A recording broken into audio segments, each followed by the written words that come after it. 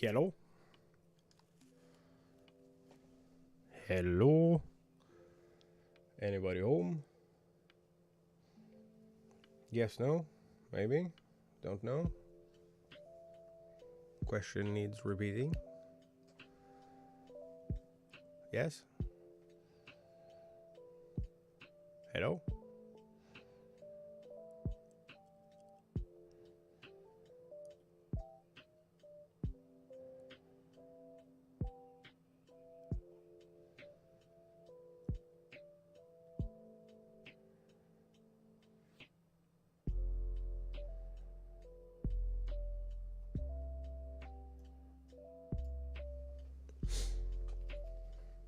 Hello?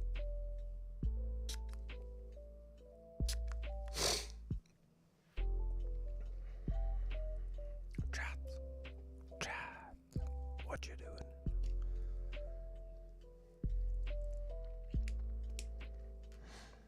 You doing stuff and things and things and stuff and stuff and stuff and stuff and things? Yeah? Yeah? Yeah?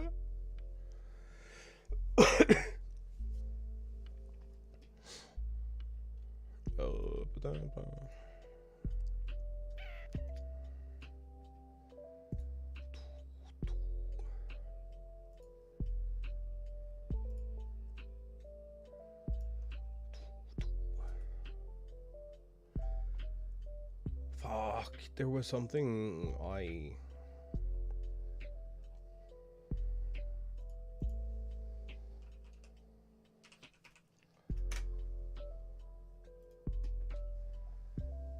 wanted to talk about, because I thought it was really fucking stupid.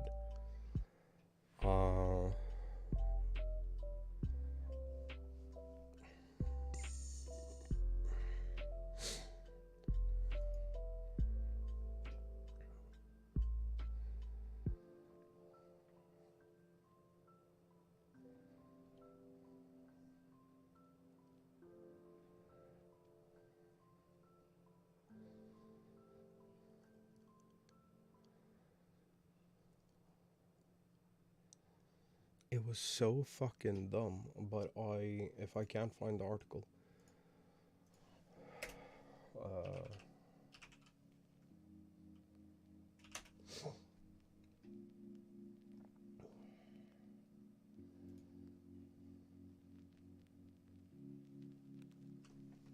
you got this, dude.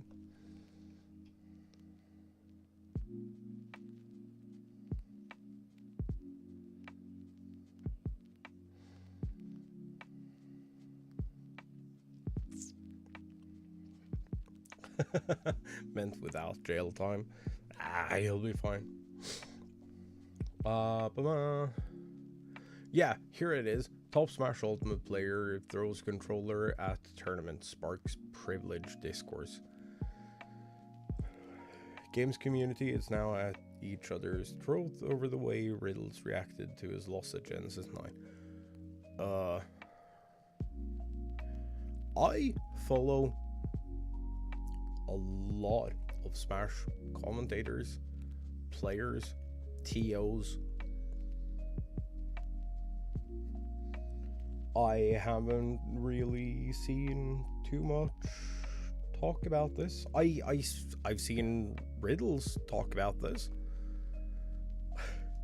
but I haven't seen anyone else talk about it. So maybe they have some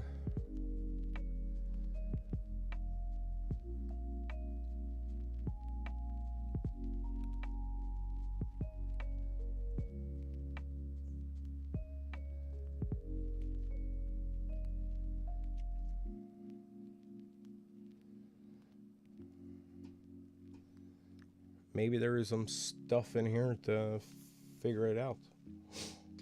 Hey, Crade Mode, what up? Oh. Apparently nothing is working today. Sick. Rovan! We read. Genesis 9 major fighting game tournament took place over the weekend. There were stellar combos and massive upsets as the super major event for Super Smash Bros. Melee and Ultimate concluded on January 22nd.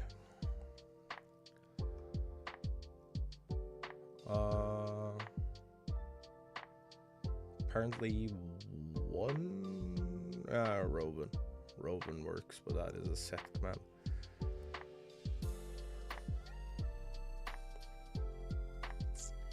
Unfortunately, while the tournament was underway, one of Canon's top Kazuya players, Riddle, sparked some heated discourse in Ultimate's community around top player privilege and ego problems when he threw his controller after losing a match.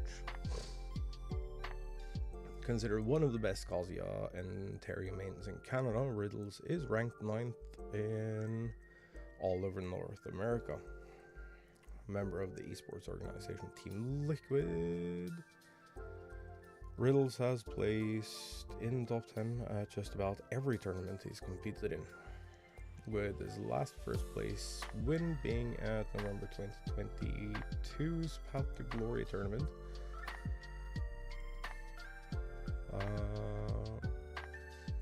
Where he took home approximately $11,000 alongside the top spot. In short, the Smash Bros. Community sees Riddles as GOATed. So knowing he was entering Genesis 9 California tournament stacked to brim with top tier talents such as top player Akla, Marth Main, MK Leo, Zarden fans and interested onlookers were expecting him to perform. He did, but not to the level he or the games community might have hoped for. Riddles found himself in the losers bracket after losing a close set against Politano player Chase. Riddles would win next 2 matches in that bracket, only to wind up facing off against Francis, Lucina Main, Nassim, Leon something or other. Bout started heavily in Riddle's favor, however. Leon had Riddle's number on spin as Leon switched to Chrome and gave Riddles little room to breathe. All came to a head when, in the last bout, Leon absolutely pulling Riddles in spectacular fashion. Riddles lost that match after sitting in his chair for a while. Frustration clearly visible on his face, and his opponent no longer on screen. Riddles threw his controller down hard before leaving the arena. Dude, there is a series, it's like a 6-episode series called like the saltiest Smash controller spikes of all time. This is like nothing new. Folks were perplexed by the upset as Riddles was a top seed, meaning he was expected to place pretty high. Leon, however, is ranked 77th. Odds were in Riddle's favor as evidenced on the faces of those around the 2 players. Aside from congratulating Leon on his victory, most people were stunned by what happened. There were a few taking pictures of Riddle sulking in his chair, but most of everyone else in the immediate vicinity was shooketh.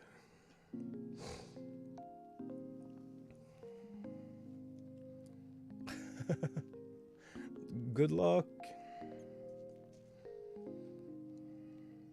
As this brief moment has ignited the Smash Bros. Community into discourse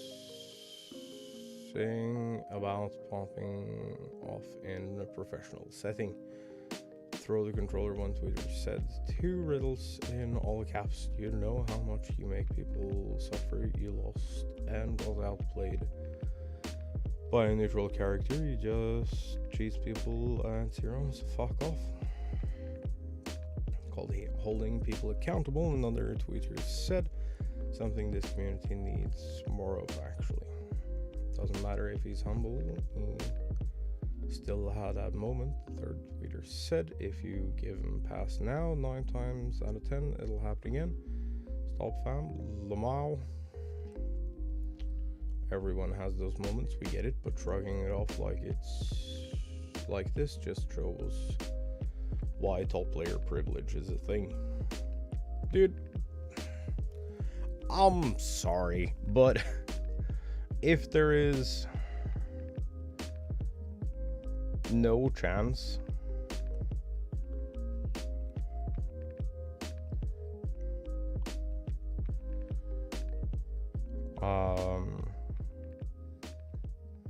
of like causing harm to anyone, I don't really care.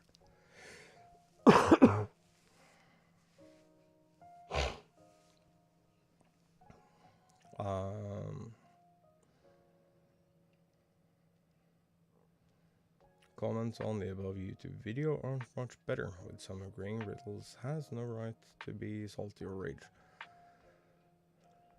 He's a little baby who needs to man up. Others laughed at the incident, while a few folks memed his name instead. The person even said Riddles has insane ego problems for reacting this way. Is because Riddles means Young, one of Tekken's protagonists.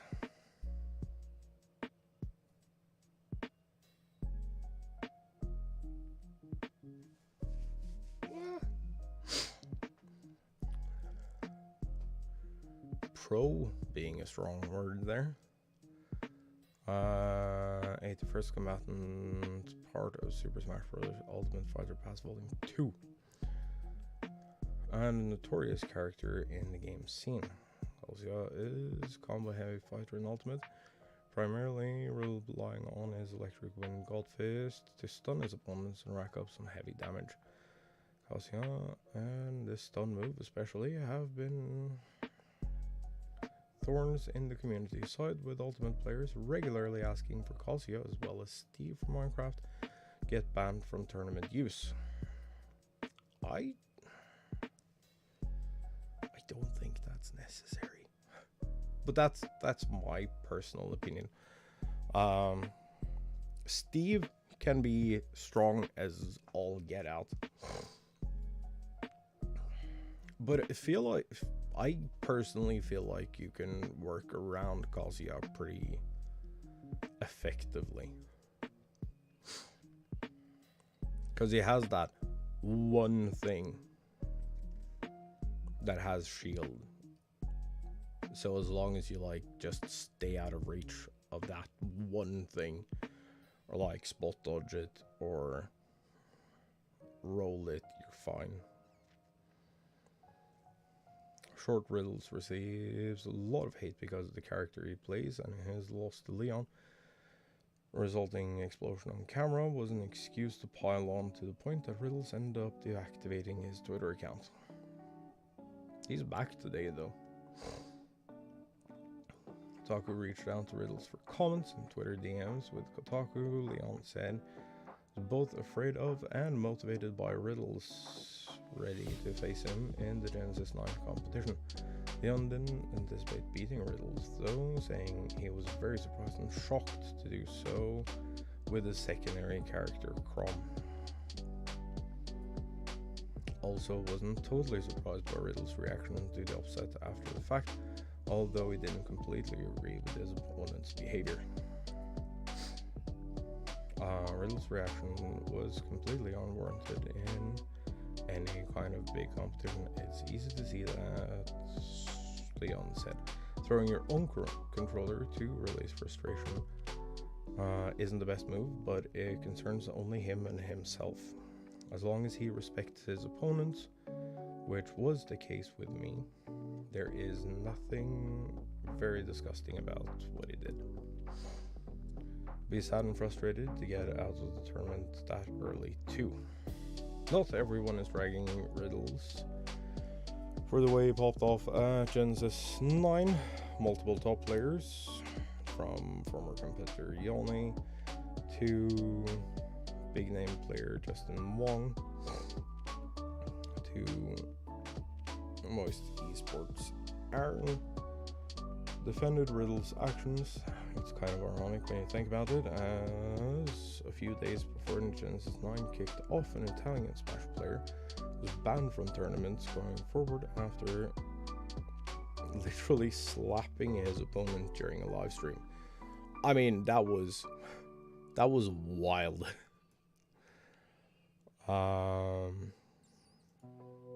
Riddles, on the other hand, took his frustrations out on an inanimate object and announced he would take a long break in his Discord. Not entirely sure what the community wants from Riddles or top players in general, but asking that they be robots and show no emotion just ain't it.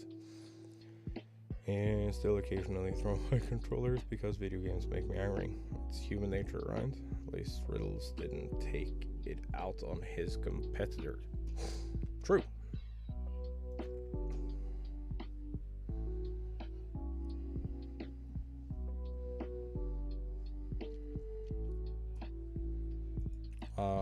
Let's see. So disturbing how someone like Riddles can let his emotions get the best of him one time, and now he is the main target for the community. Also,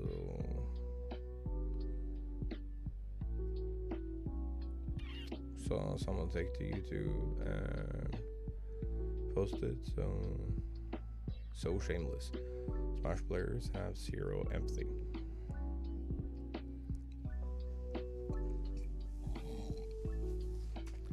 I mean, he has a history of raging and salt tweeting, hardly isolated. Regardless, he shouldn't be targeted. People need to chill with the mockery. Clearly is upset. Why do people want to publicly shame him? Salt tweet is not just him, literally everyone salt tweets. True. Holding people accountable, something this community needs more of, actually. Hold what accountable? A kid who has one moment of weakness and lets his anger get the best of him because he has passion. God, who do y'all think you are? Valid point. Doesn't matter if he's humble. Still had that moment. Give him a pass now, blah blah blah, that we read that. Disturbing take, and here's why you're wrong. Kids don't know who this is. Riddles show emotion like this once, and people throw out quote unquote top player privilege. One thing to emphasize with Riddles is extremely crazy. Top players are humans, treat them like it. Salt happens in all skill levels. Why concern yourself with just top players? I mean, there is an argument to be had for like having to conduct yourself better if you are a top player, because you're like setting the example of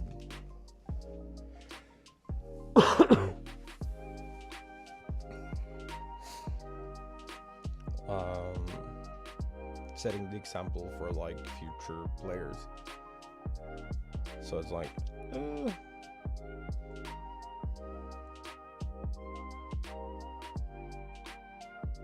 but Smash in general is like, there are two camps of commentary in Smash.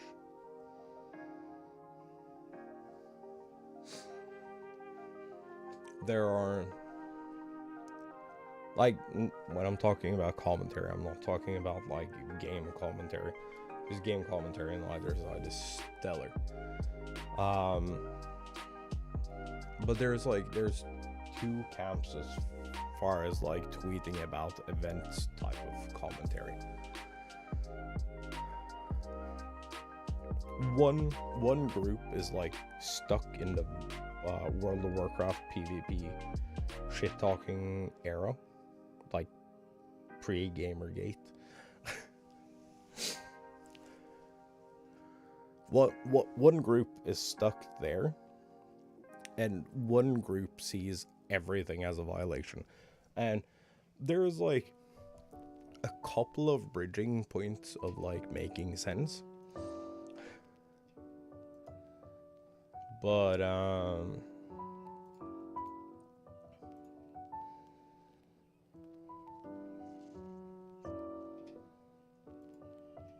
yeah, I don't know. I feel like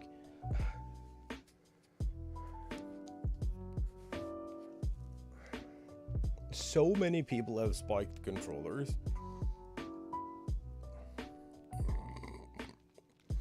I don't see what the big deal is.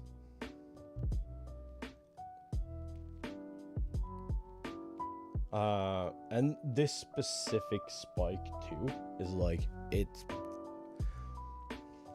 it's not even that near people.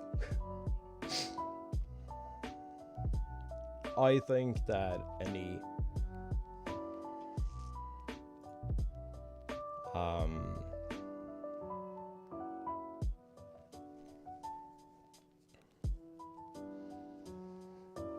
any form of like punishment when it comes to this, if he's like locked out of competing for like tournaments or whatever, I think that's unnecessary.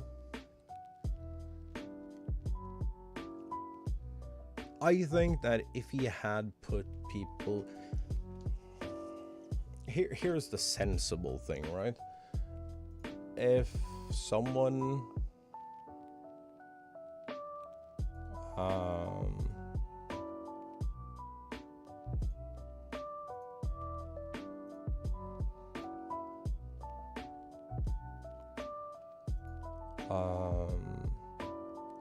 if someone is putting someone else in danger,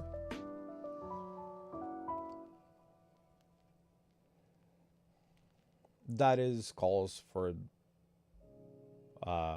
disciplinary action.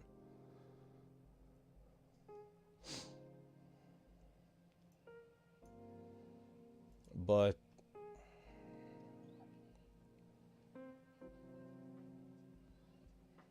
this bud literally spikes his controller away from people. Like, there is no one in the direction that he is chucking that controller, and he's chucking the controller into the ground, and he like kind of scoots across the floor.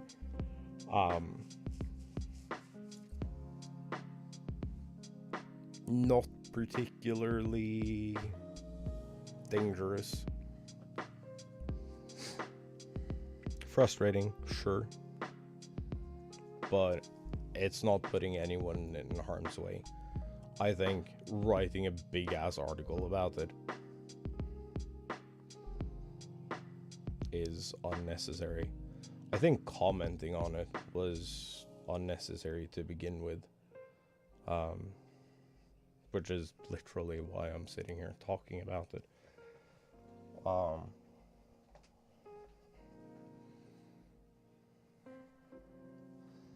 I think the initial comment was uncalled for. People should be allowed. A thing that happened. Okay, this is me showing my age. A thing that happened back in 2015 in Melee. Because like Melee is the scene that I have always like followed.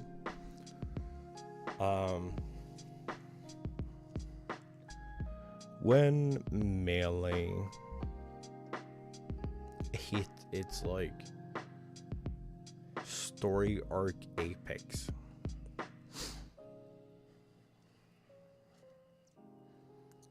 so it was like King of Smash era, and then up through that era, let me fucking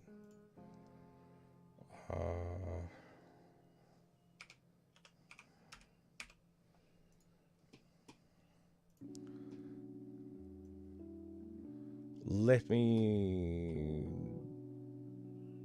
doodle some shit here. First off, I want to make this easier on my eyes.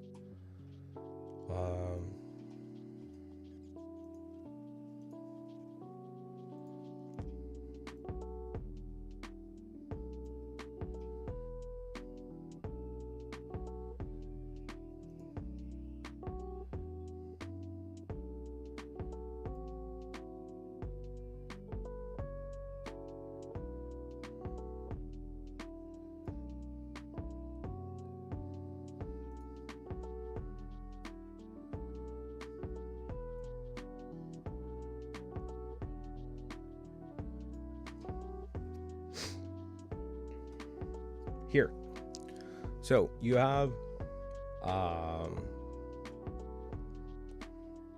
the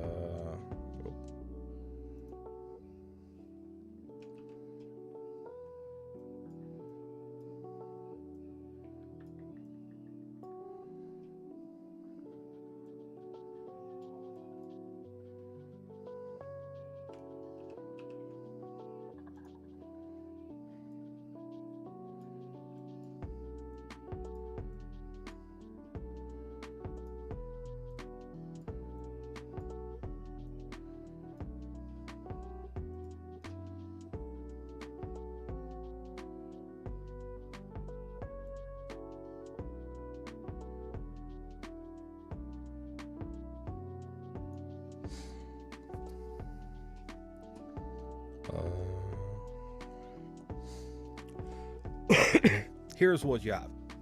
You have King of Smash era. That's Ken, Sephiroth, Ken, Liquid Ken. That is one wave. Then you have 5 Gods era. That is one wave. Then you have the God Slayer era. And something crucial happens at the peak. Well, technically it happens up here.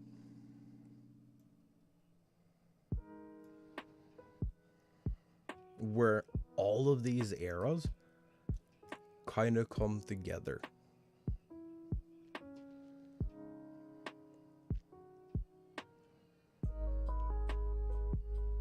Because the Gold Slayer era, Leffen winning against all five of the gods that came out victorious after, like, Ken and PC Chris and all of these, like, early era people.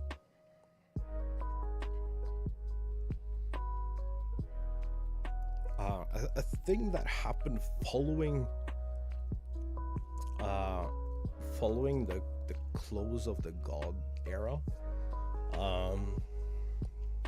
was that players were suddenly human.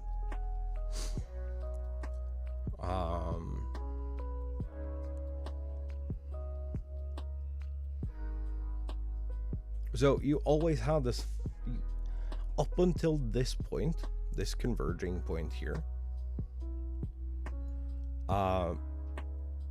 you had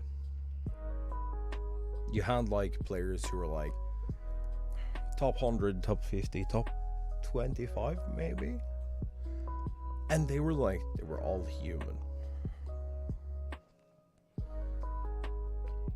but no one wanted to be in those spots.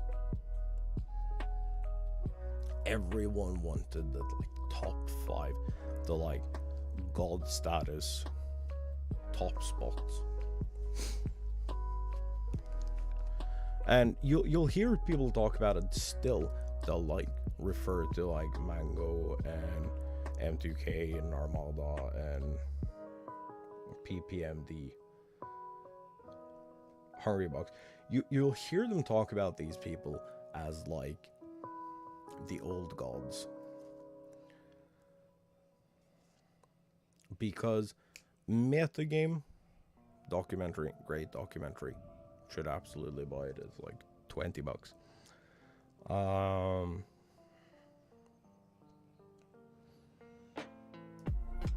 it points out this thing that happened where Leffen comes in. He's like, I'm gonna be the God Slayer, slays all the gods, and then it's like instead of there being like the Five Gods era or the King of Smash era or the God Slayer era, because the God Slayer era wasn't really an era, it was like a spike. If you compare it to like previous story arcs, God Slayer story arc is like a little spike. But what happens once Leffen slays all the gods is like, it's like the most fucking anime shit ever. Because he slays all the gods, and then all of a sudden top players are human. You no longer have these people who have like absolute god status or like absolute undisputed king status. You have top players.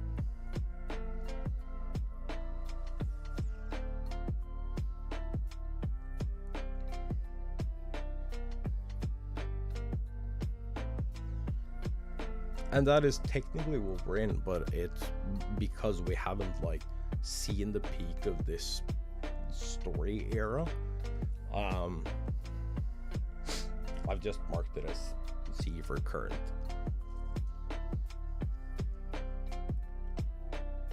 So somewhere along this line here, which should honestly be more of a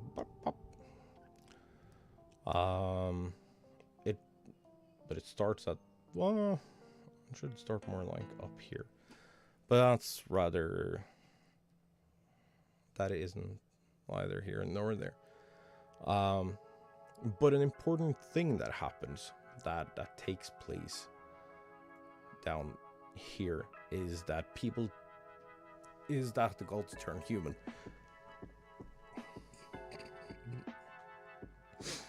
They're no longer these like wild, unbeatable forces of nature. They are now people. They're top players. They get recognition as top players, despite being a loss that causes it. Everyone's like, oh shit, these people are human. And that mentality shift also brought with it like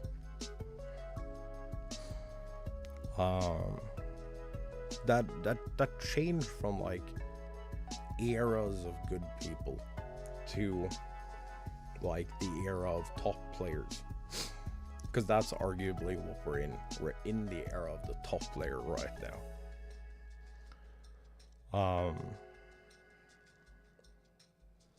And the like major difference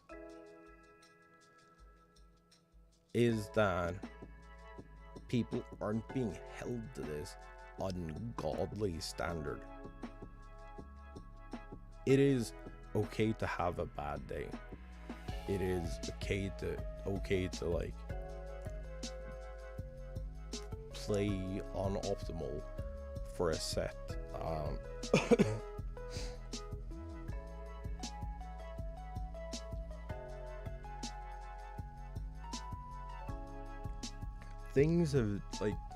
Things changed so drastically. We need a moment like that in Ultimate, but I don't know what it is, cause like they started in like the top player meta, but they started in top player, well, they started in the top player mindset.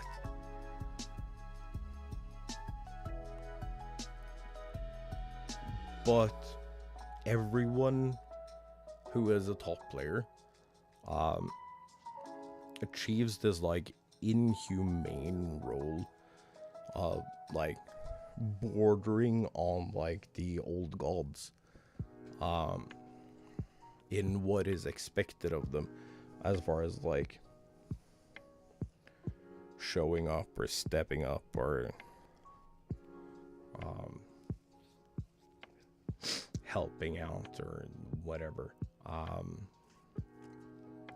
They don't. I don't feel like you get to just be a person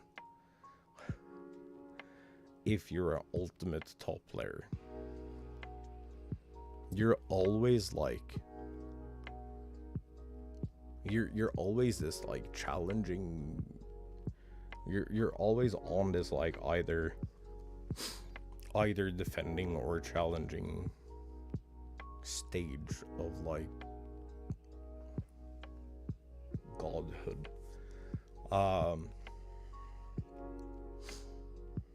Where every top player, even in the like top 25 or top 100, is expected to like behave without flaw. And I think that is absolutely insane. It shouldn't be allowed. It shouldn't be allowed for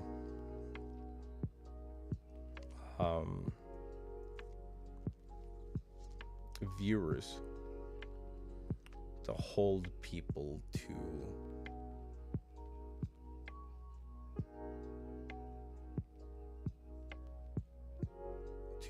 such an impossibly high standard, because like everyone is human. Your top players in Smash, your favorite musicians, your favorite broadcasters, your favorite commentators, everyone is at some point gonna fuck up, and it's okay.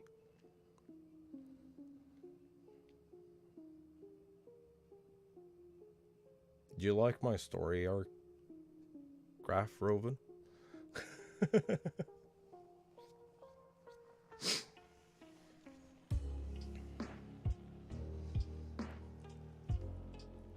That's wonderful. It's so bullshit, dude.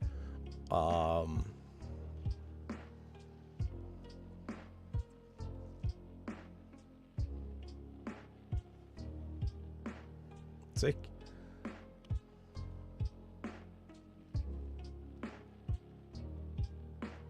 All valid points.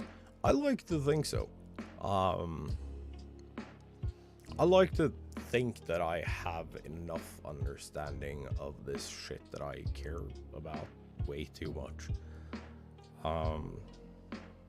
To like be able to speak my piece and also make sense.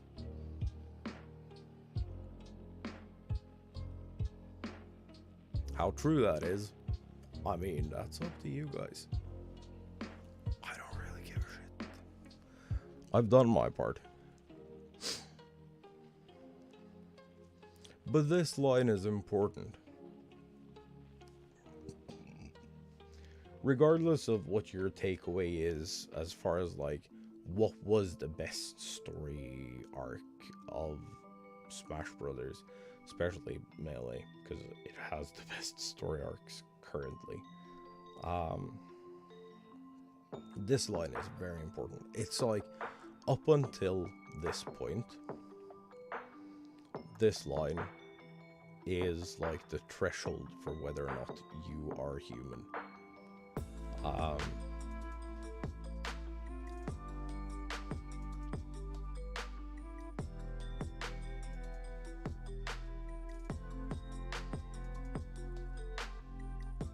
Okay, but it's also, I understand, but you can do both. That is, I think that is the key thing that people are missing.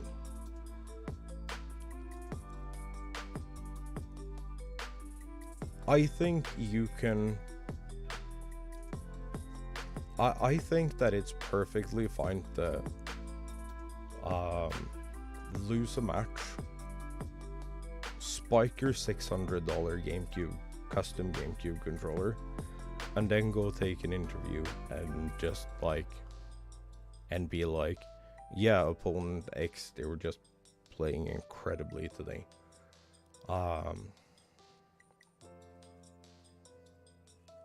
And I hope that whatever they achieve during this tournament is absolute perfection.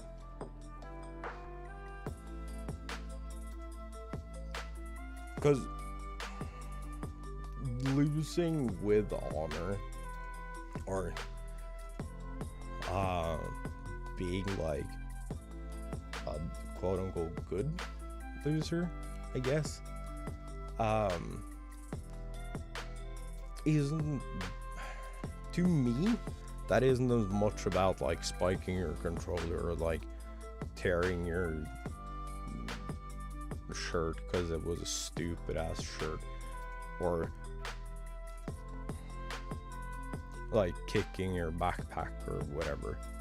It's about how you handle and show respect to your opponents. Riddles for the entire time, called good game, shook Leon's hand, and then just sat there until he had left the venue. Once he left the venue, he spiked his controller and he fucked off.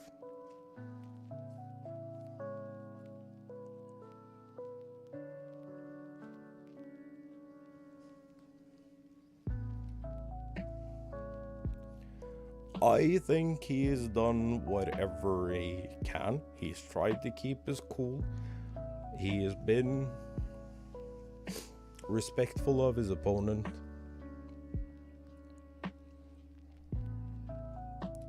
As long as you're respectful of your opponent and act accordingly to that in interviews and towards your opponent, obviously salt tweeting and shit talking aside, because that's part of it, and if you don't want it to be part of it, then I do not want to discuss this any further, because like that shit is fun.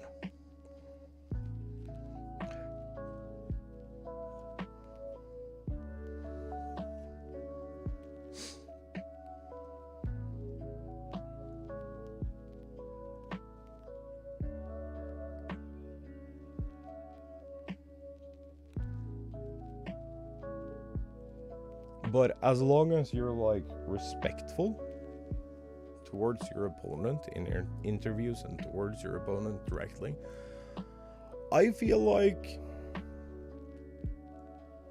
you've earned a controller spike. I'm sorry, but I don't think a controller spike is something to be pissed about.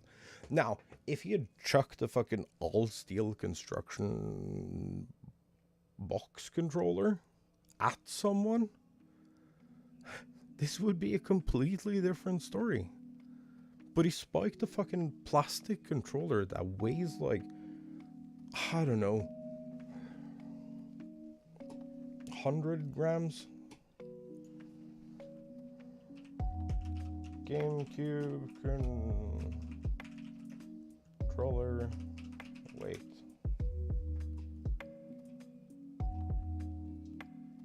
Sorry, it's about 200 grams. You can't fucking chuck it more than like 30 meters tops. If you try to get like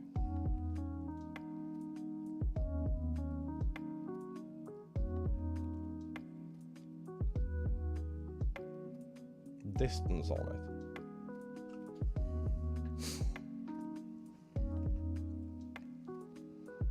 Present self, yes. Like, getting all that tension out of your system feels fucking amazing.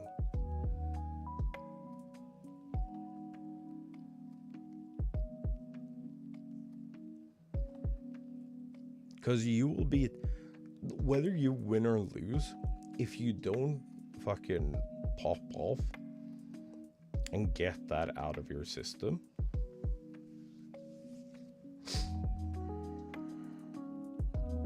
you're gonna feel pent up forever.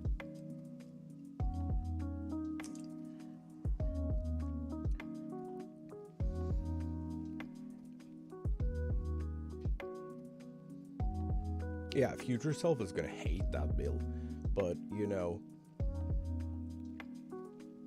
arguably kind of worth it.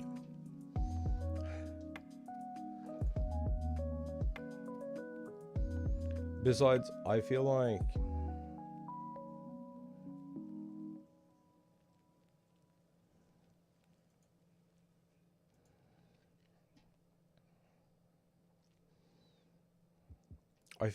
you probably have enough shells to spike a controller once you're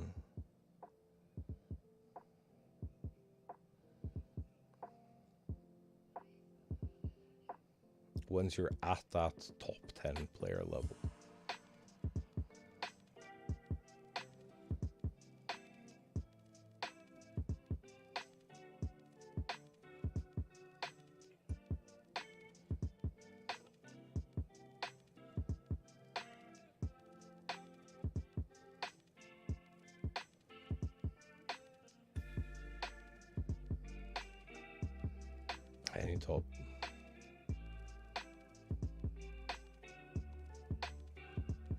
Any top player breaking their own stuff after a loss has mentality issues to work through. That's not something to admire as quote-unquote passionate, immature, and violent. Fuck off. Eat shit, whoever said that. Highly disagree.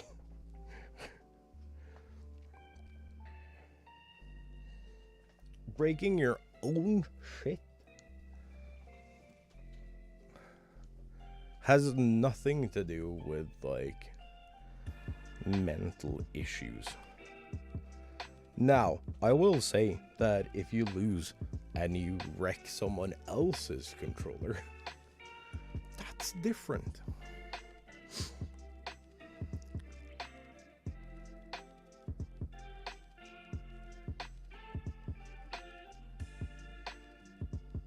But if you want to spike your own controller, fucking go outside and spike your own controller. It's fine. It is unnecessary to drum up all this drama.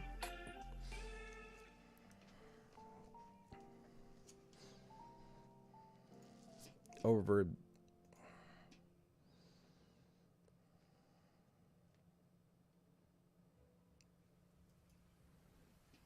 like wanting to vent in the fastest way possible. That's my take. You may like that take, you may not like that take. And frankly, I don't give a shit.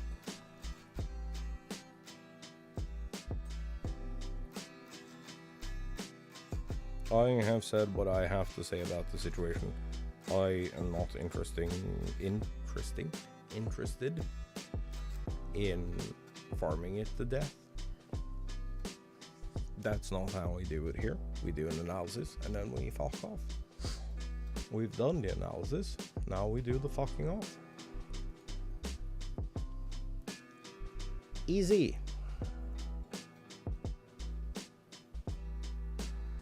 We spent a fucking hour talking about this.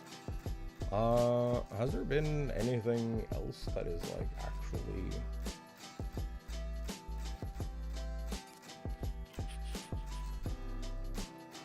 good Smash Bros stuff or no?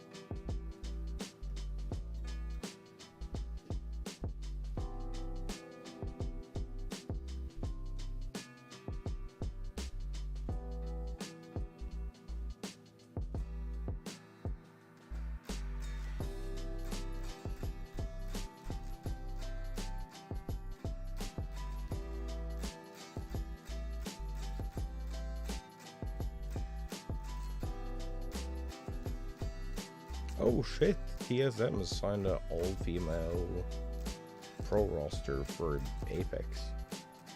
GG's. That's cool.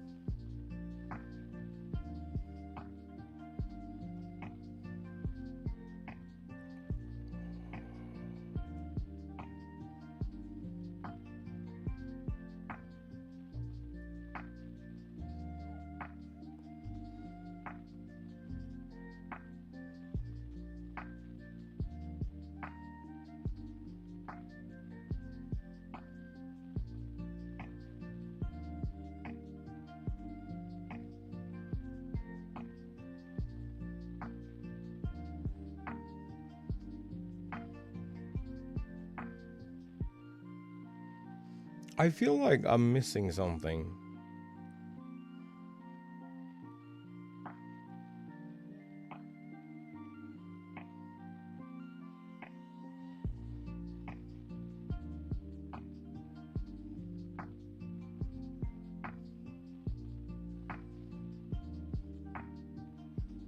I feel like I'm missing something important. Chat, what you got?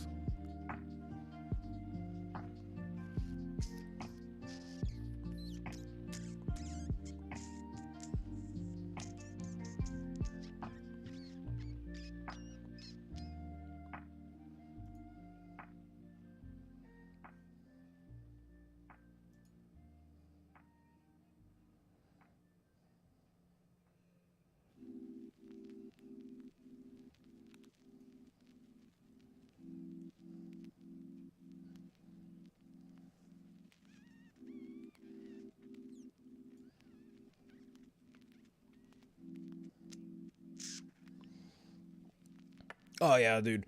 Mel laid on me. Posted yesterday. I posted melee pro tip. If you beat your opponent and expect them to john about playing bad or that you both played sloppy, look them dead in the eyes during the fist bump and say we both played average, and walk away.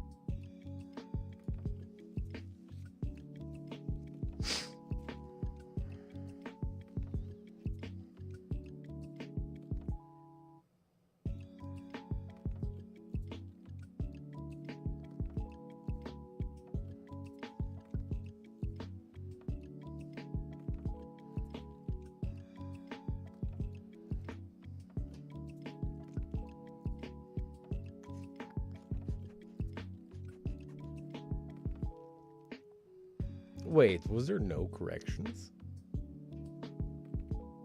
Oh.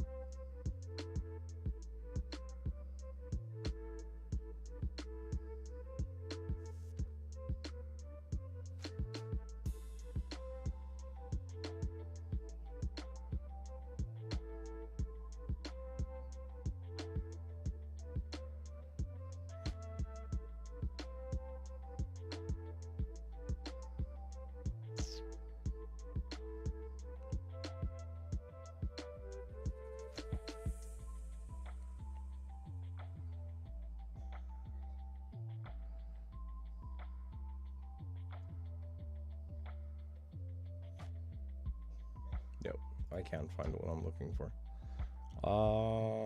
Chat, it's your fault. I don't know how.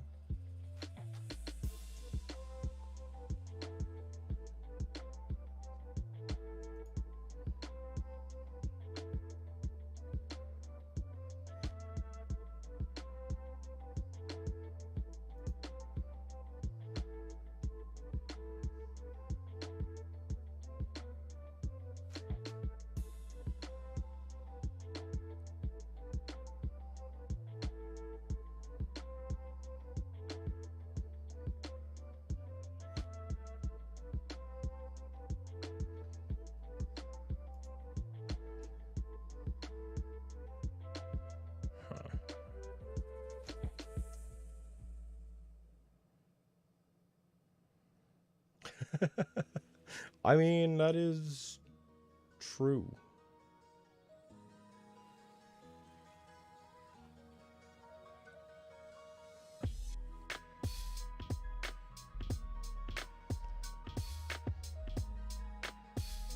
Dude, I feel really bad for like wanting a super major every weekend.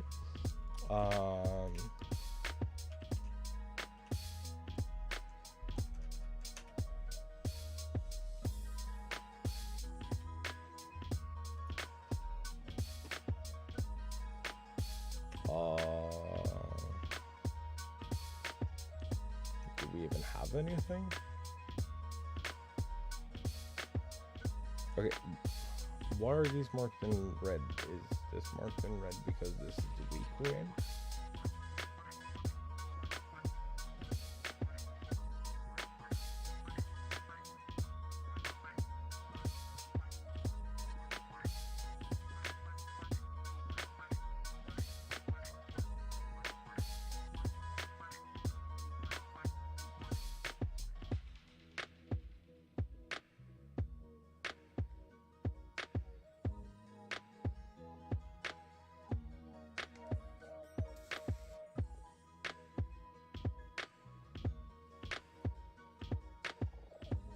Why is fucking every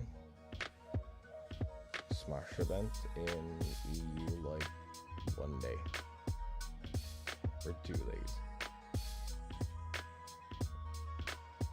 I mean, I know the scene is way smaller here, but like you could farm that bitch like crazy. Oh, have they put Summit in here yet? Summit starts on my birthday.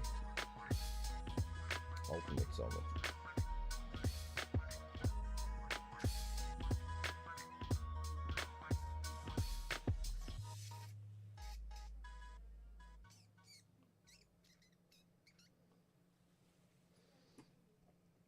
There's a thing.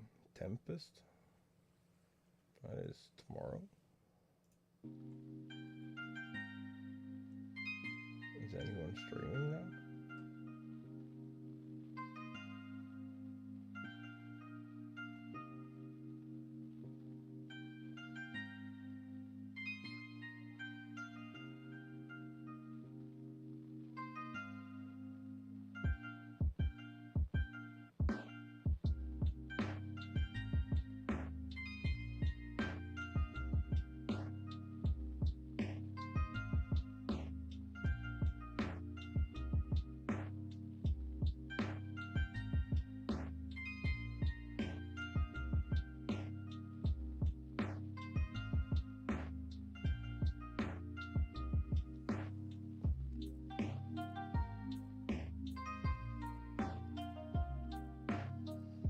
Problem is, all the people I care about in Smash from EU, they play Melee.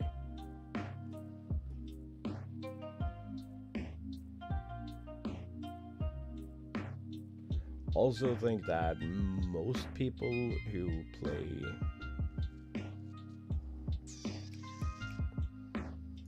Ultimate are gonna still be in NA.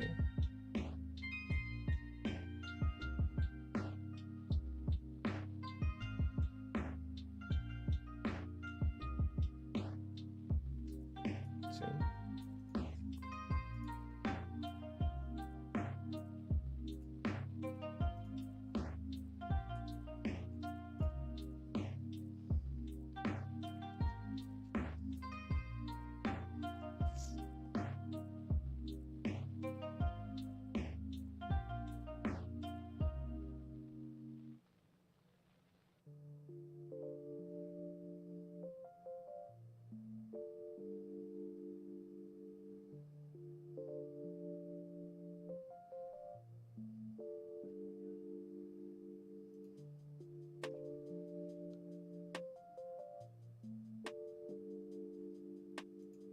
Come on, let me view the fucking event.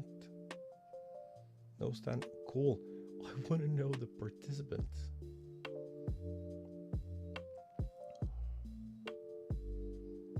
This is a small one. I think Frosty is the next thing that people are going to.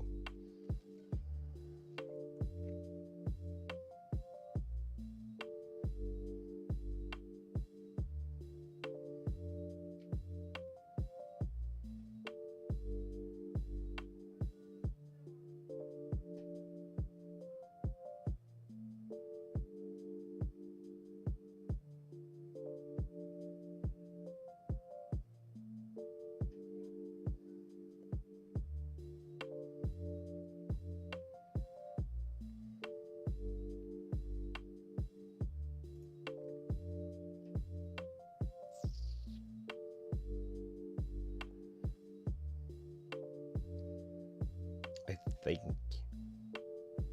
I don't actually know this. I'm just guessing.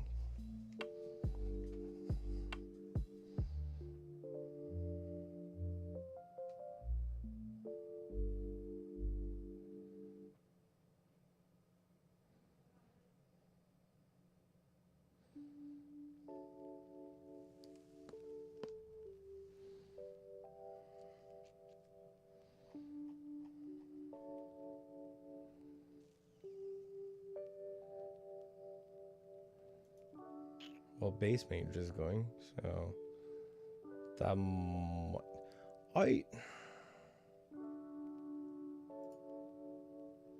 I was trying to look at the attendees, dude.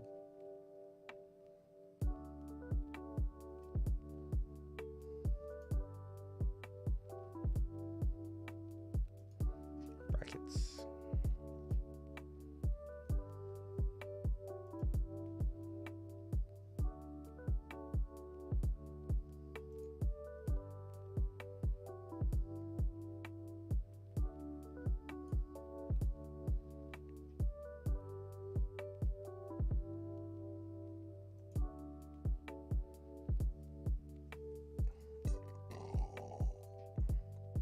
Dude, start.gg is so busted sometimes.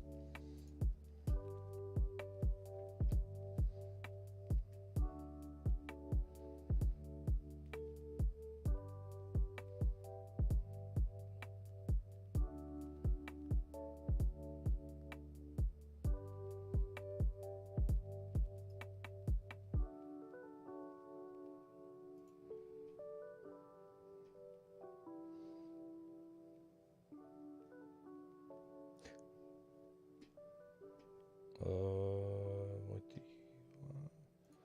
Any singles?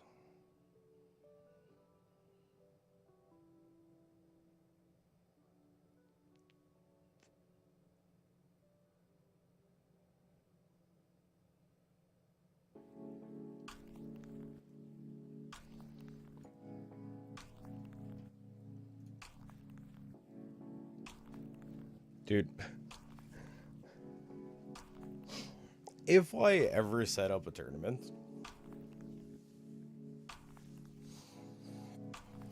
and I kind of want to do so, I kind of want to like set up some like bullshit small tournaments, to run on stream.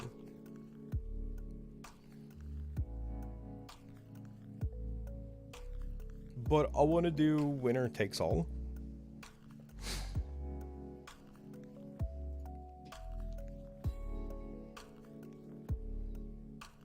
Free to enter and winner takes all.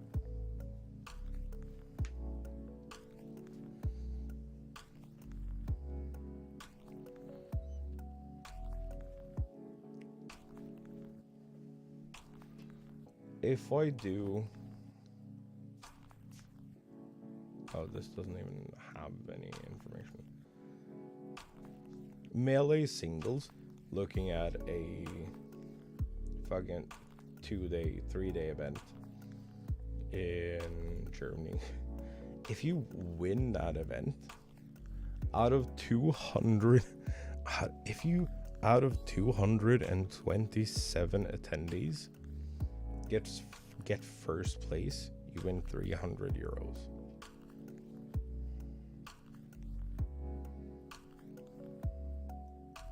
Seventh gets 22.5.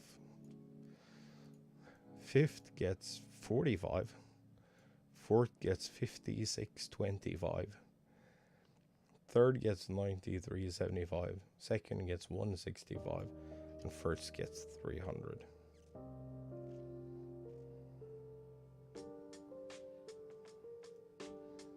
So if we could... Fuck.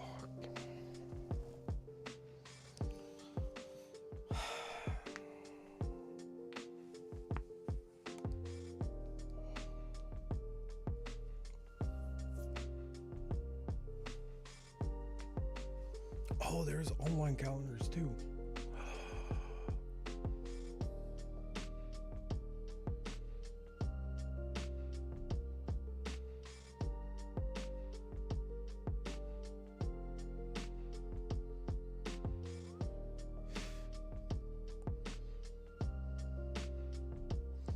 Okay, but okay, let me find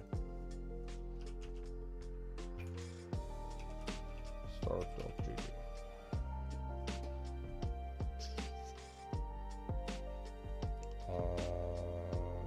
Find events. Melee.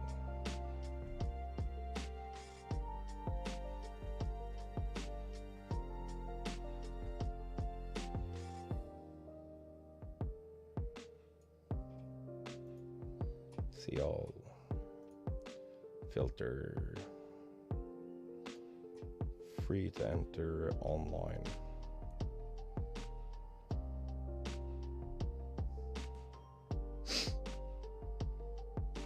There's a tournament series called Only News.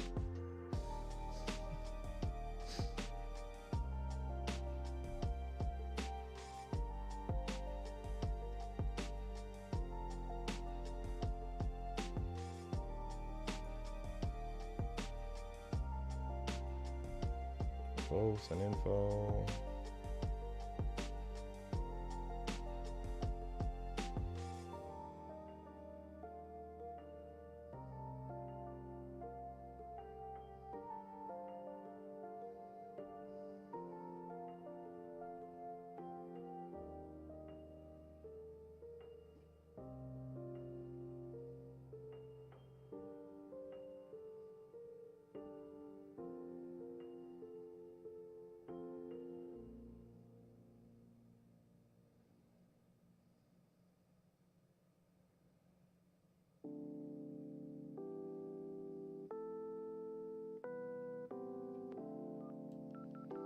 Event is for players who are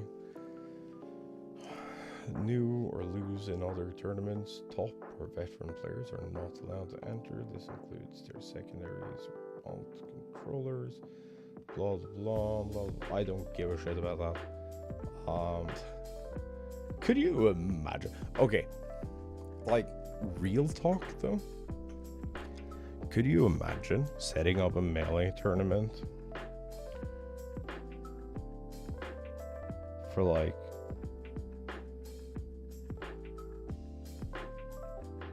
shits and giggles with like a $200 prize pool or whatever that is EU only, and you get like Pipsqueak and Leffen and like everyone?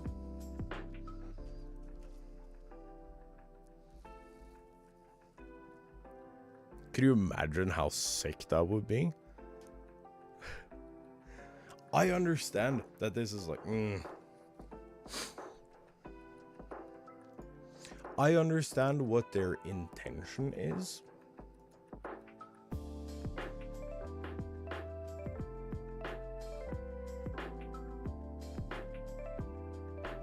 You would bankroll that prize pool just to say you did. Just to say you paid Leffen.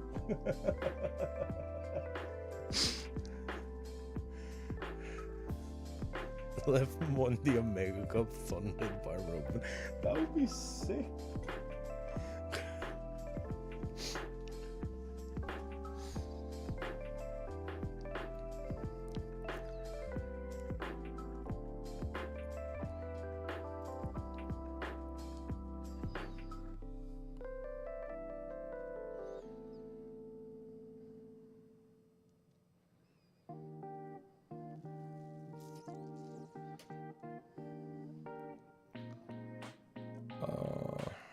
Can I guess I have to.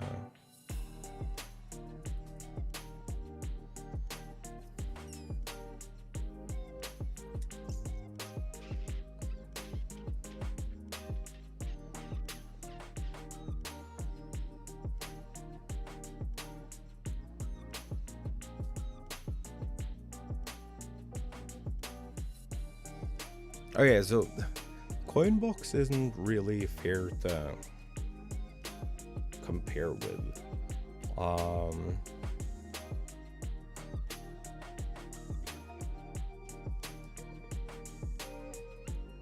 Training mode.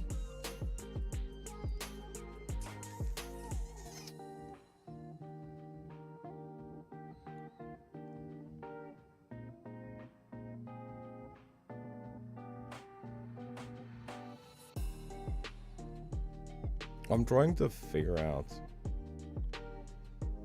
Genesis is currently struggling. Any donations are greatly appreciated.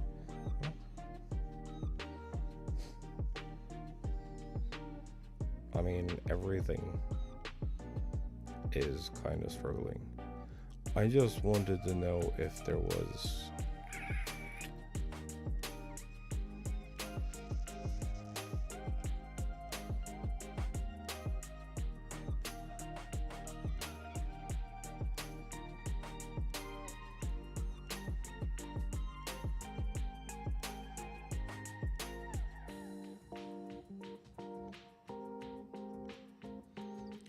training mode.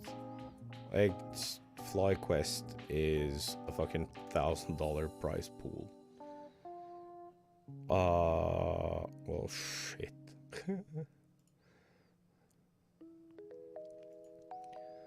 But it's kind of, I'm not gonna lie, it's kind of wild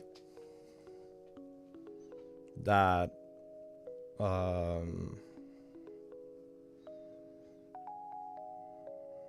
like in-person events are like $1,000 prize pool. I could scramble together $1,000 throughout the year and set up a tournament. Theoretically.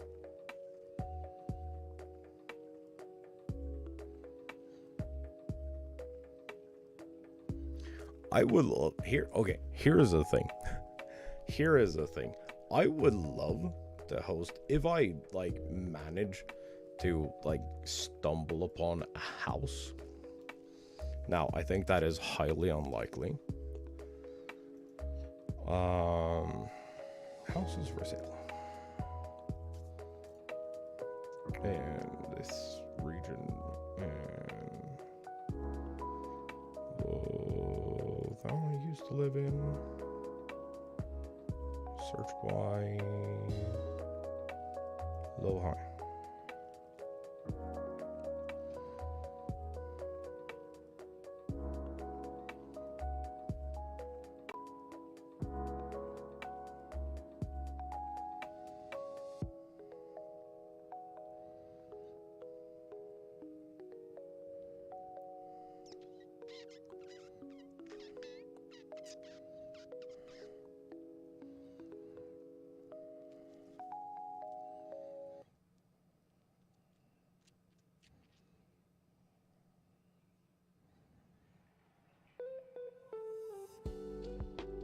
Now, obviously, it would be possible to do in like a tiny ass little apartment too, but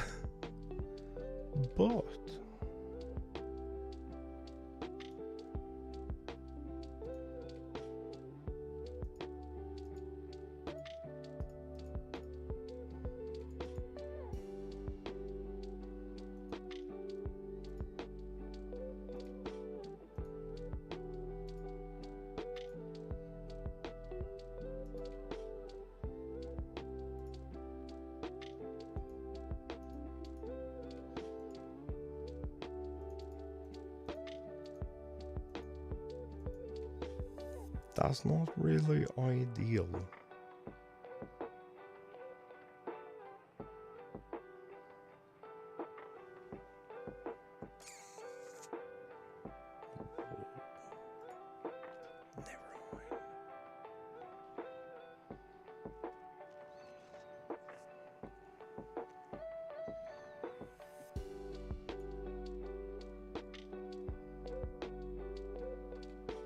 Dude, the apartments right now are fucking awful.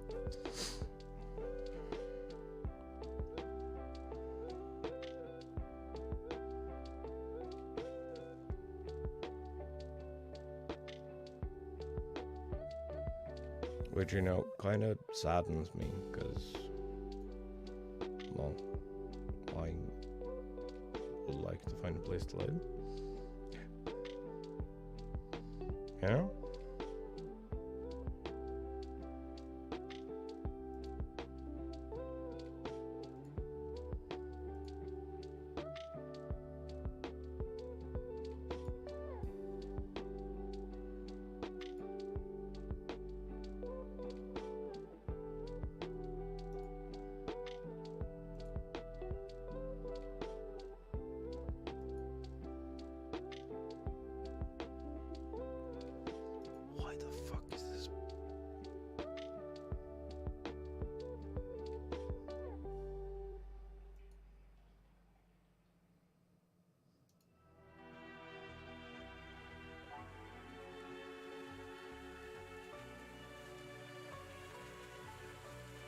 What happened in this house?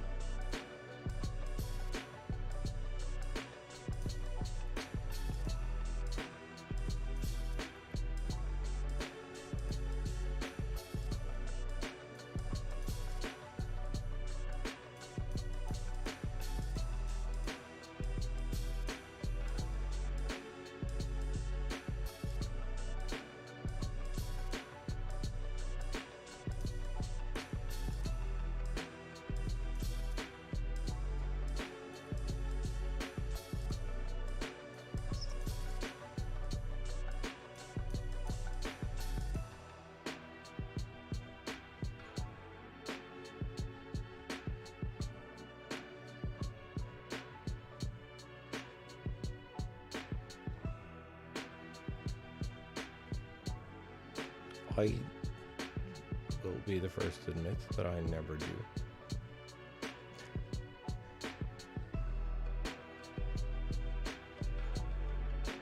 Like, not before first wear, no.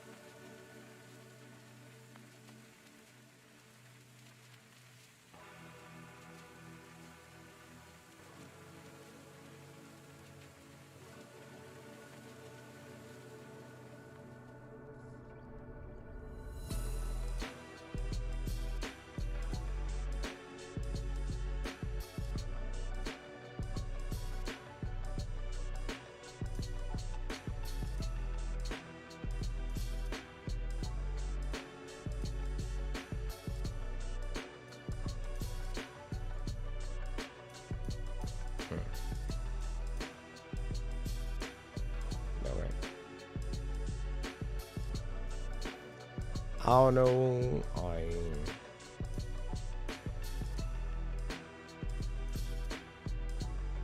just don't.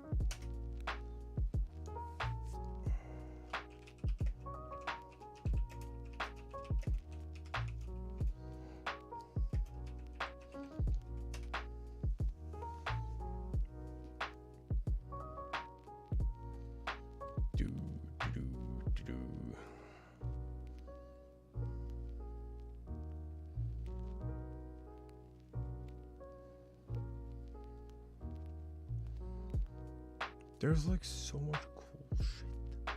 Why is there... Okay, I'm about to ask a really dumb question, but like, why is there no cool shit happening in EU? We have way more people on like way more condensed space.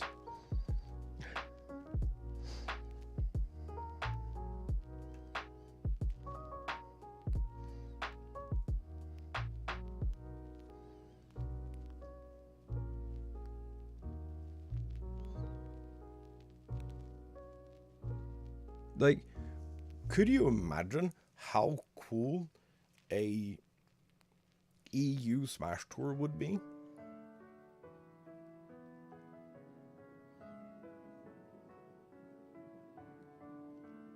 From like just a scenery point of view?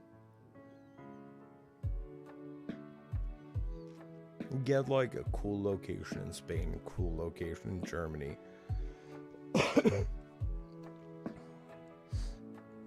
Dope location in like Sweden, Denmark, Norway, fucking France. And like, you can drive to all these places and it takes you less than a day.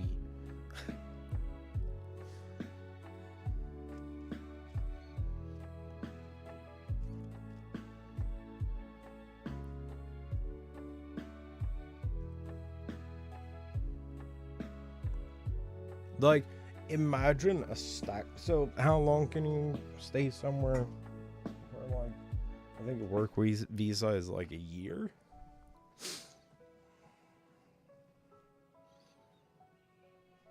Imagine if you took, like, I don't know, say 3 months or 4 months.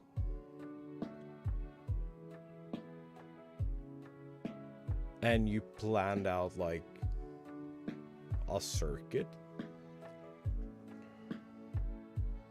that like maybe started here in the spring or ended here in like early fall or something, where it's like at the prettiest.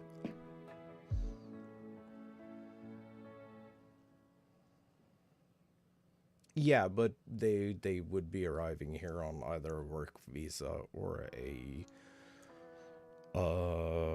athlete's visa.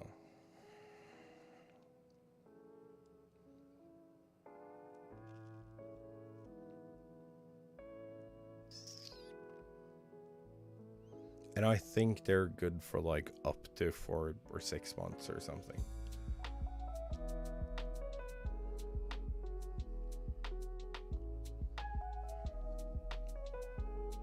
So could you imagine, like, every 2 weeks, you just hop from city to city to city? We're thinking the rookie players.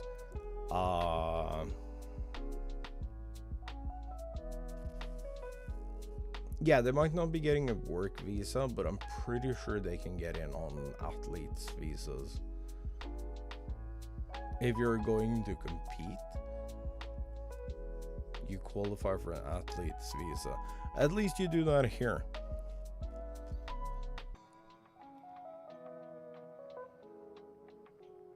Then here, I mean Europe.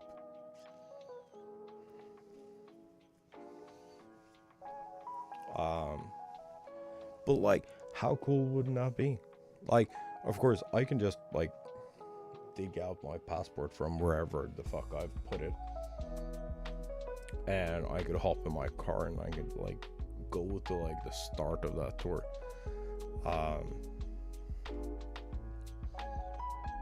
Cause like, I understand, given the current layout of the Smash scene, that everyone like kind of tries to center it around NA.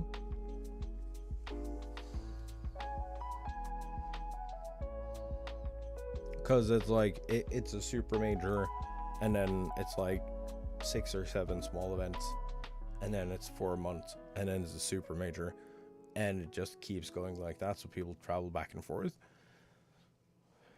But imagine if you could have like one banger tour that stretches all across Europe over the course of like 3 months or 4 months or whatever. Oh, it would be so sick.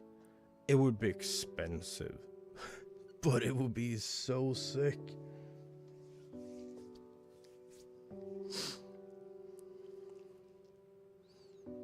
And like, it's melee, right? So it's not like you need a bajillion PCs to make it work.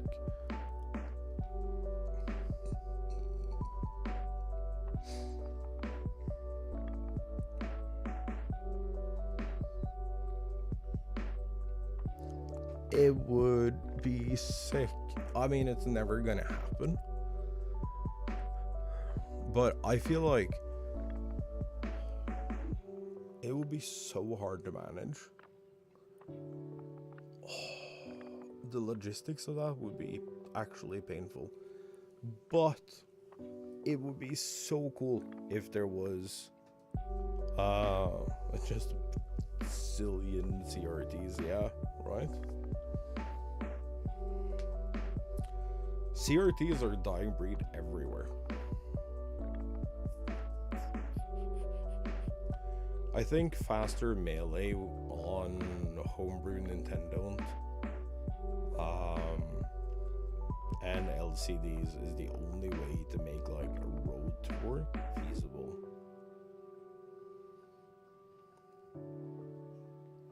That was the thing I was looking at yesterday.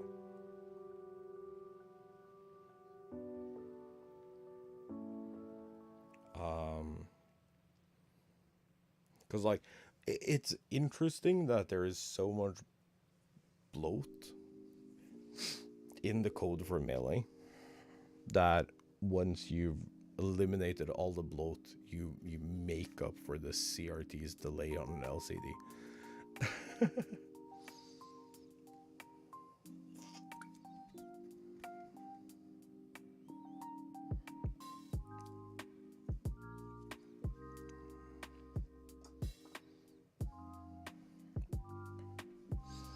Yeah, that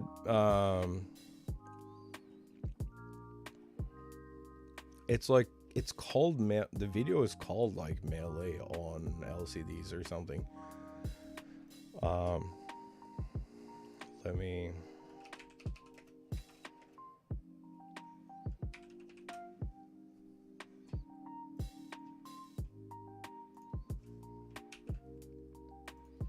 Let me post it for you guys.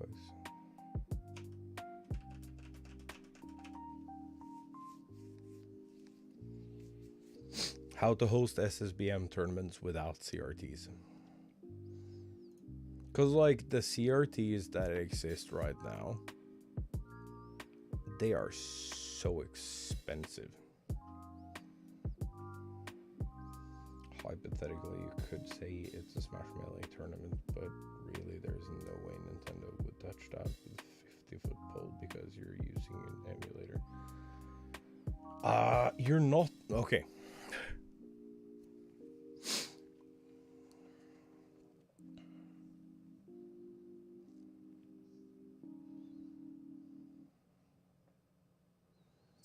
So, it's not emulated. You need the disc.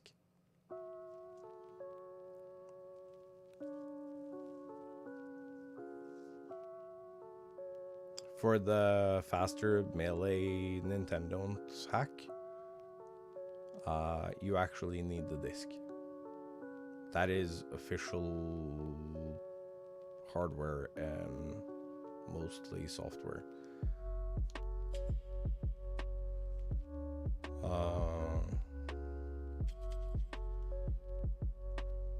And yeah, I wouldn't expect Nintendo to touch that with anything.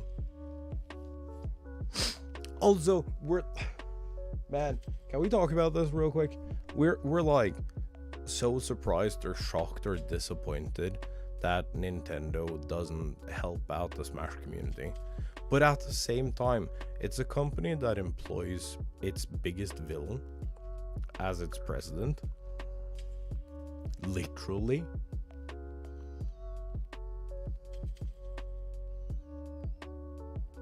I don't know what the fuck we expected. Just putting that out there.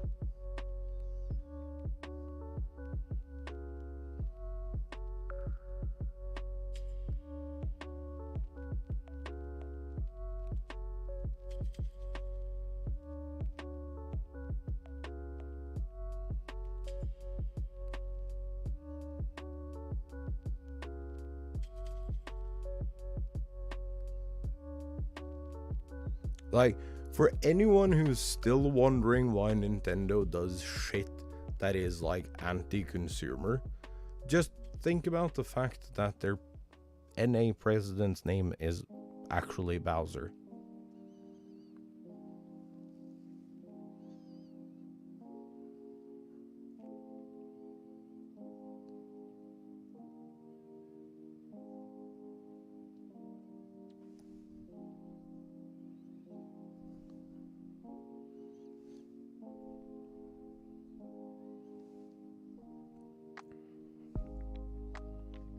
I'm just saying.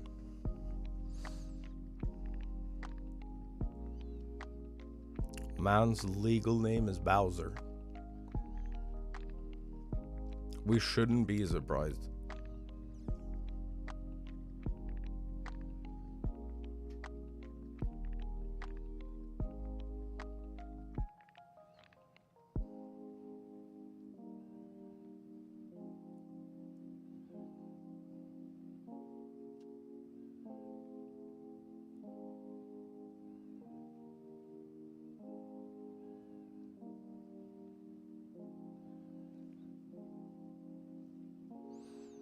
But yeah, no. If we were gonna do, like, I have the pull to set up something like this. First off, I would have to have everyone agree to the fact that we're playing on LCDs or LEDs or whatever the fuck panel tech you want.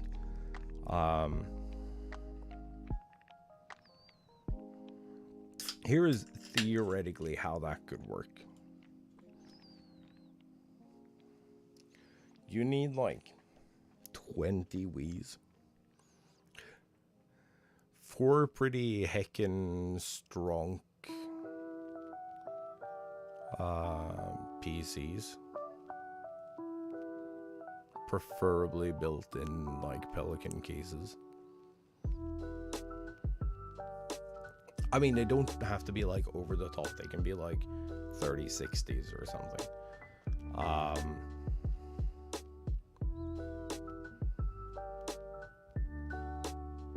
Yeah, BYOD. Bring your own disc.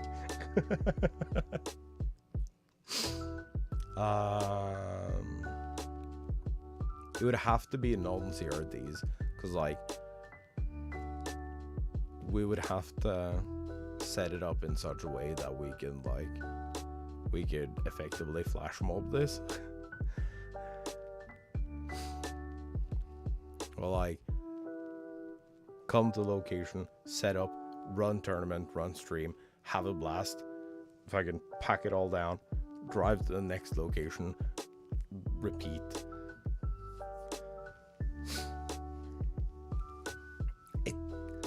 It could be really sick though. Like, it probably would be really sick.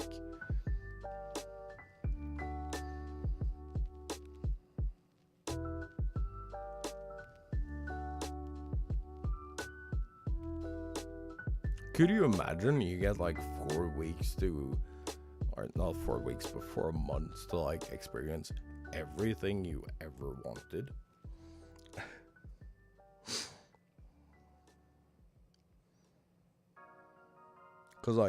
Because everything here is so condensed, right?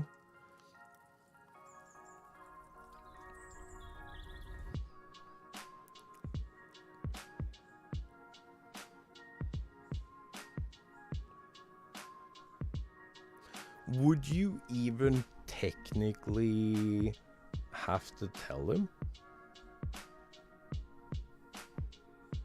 Like, operating in the morally gray here. Would he even notice?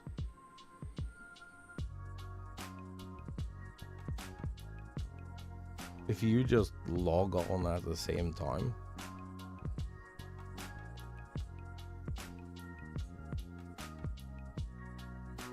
A VPN in through like fucking Titan's place or whatever.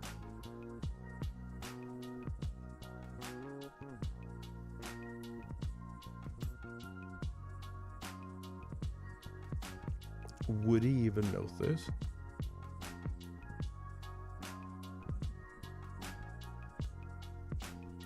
I mean, your wife would probably have a goddamn breakdown having to be a single parent for 4 months.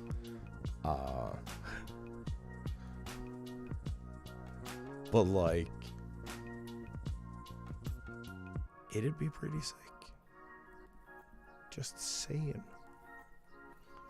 Could you imagine if that's how we end up like breaking into content creation, like, properly, is, like, through a flash mob style Smash Road tour. That'd be so sick, though.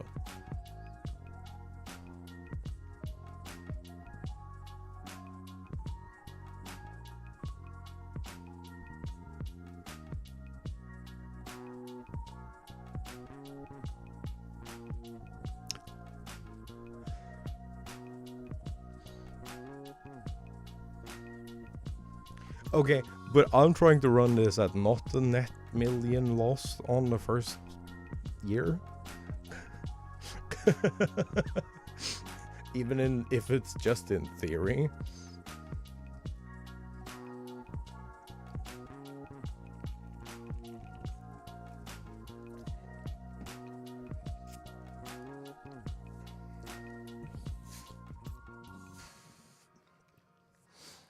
But like, oh. And like the entirety of Europe has fucking 5G networking as well. So it's like, you just buy a hotspot.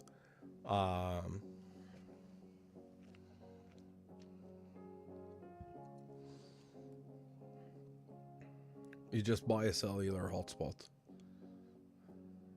And you pay for that for 4 months or however long it would take to like organize this.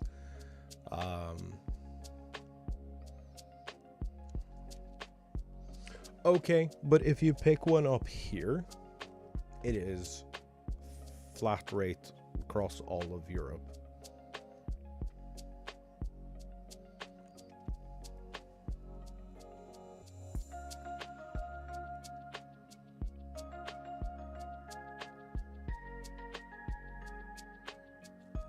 Maybe. Some of those I know are sim locked. And some of the sims are locked too. But if you like pick up one of those hotspots here, it's like $1 to get one.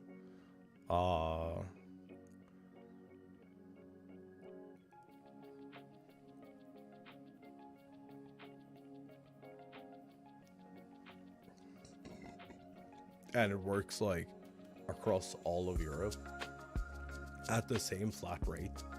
So you're not like burning through extra data or whatever. Pretty great, if I'm being completely honest. And like most places, you have like 150 symmetrical connection. It's pretty fucking wild.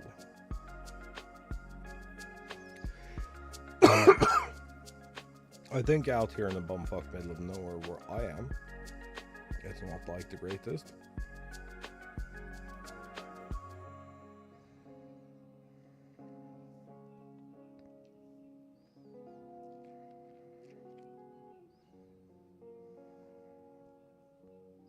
I shall check though. No.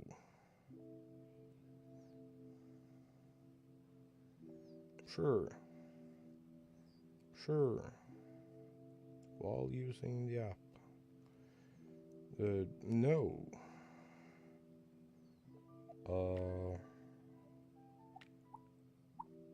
Sure.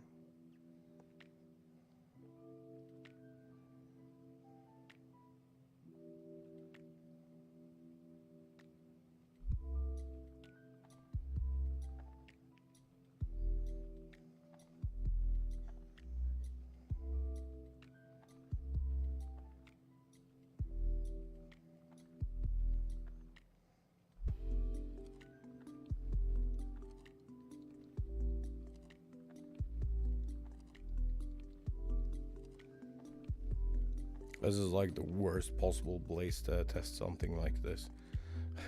Because I'm like surrounded by screens.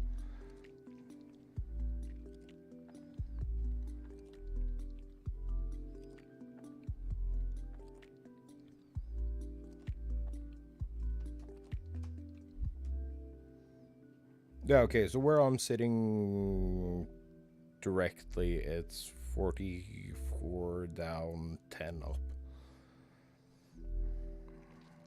That's fine for work. No matter how long it is.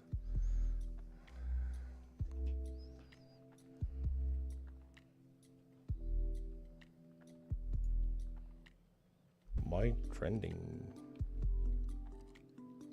page just crashed. So did my who to follow list.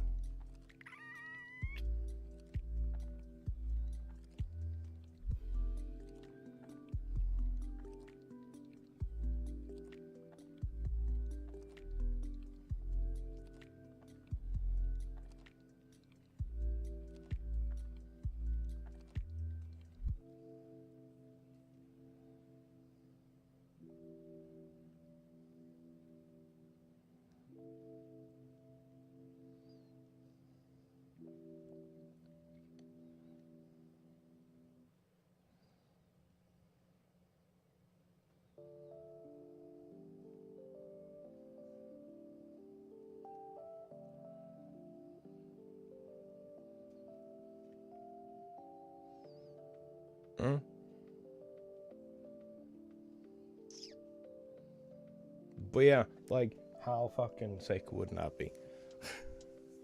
We do like 2 weeks at every location or whatever.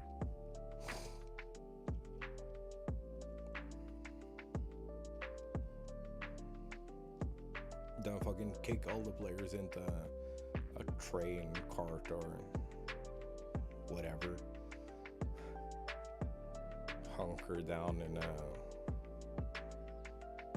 transit van or something equivalent, a transporter,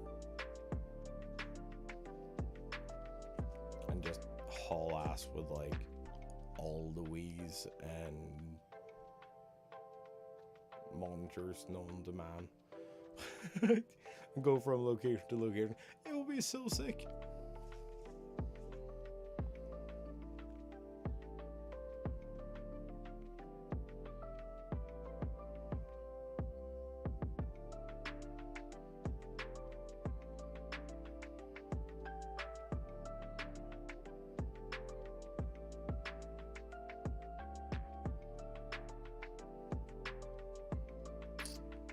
Oh, here. I saw a great thing here. This is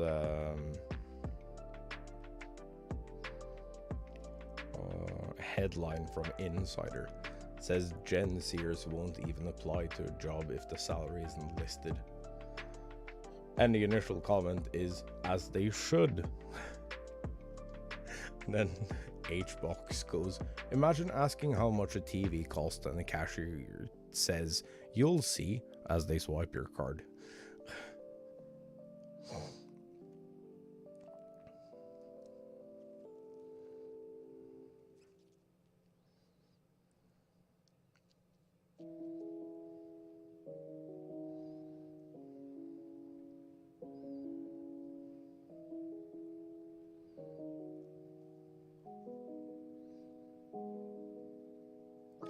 I feel like it isn't necessary to have like an accurate number. Like, I don't need to know down to the cent how much I'll be making for a salary position. But I need to know that what I'm getting paid is like actually worth my time.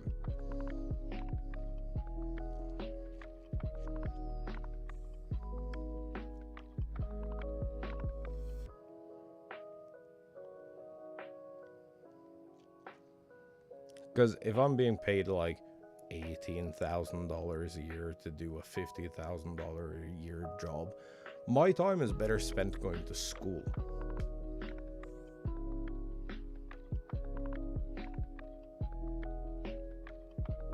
Just saying.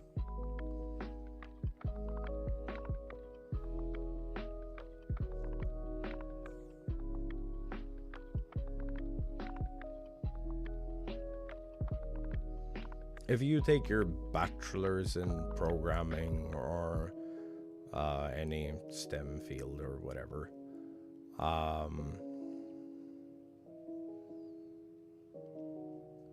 and you go out and you look for a job, and the job you get is like, yeah, it's exactly in your field or whatever, and then you find a job that is exactly in your field, but it doesn't say in your listing, and you don't get to know what the salary is until you're like on board. Now, if I know that it's like ballpark, say it's like competitive plus or minus 10k a year,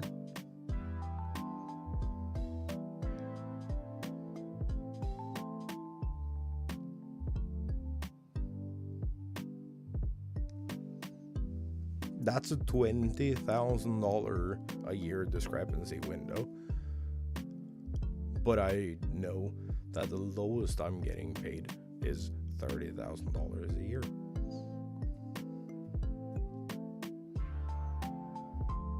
So like, it doesn't have to be like super accurate, but it should be illegal. It should actually be illegal. And I understand the whole mentality of, but we want people who want to be here for being here. Like, yeah, no shit. But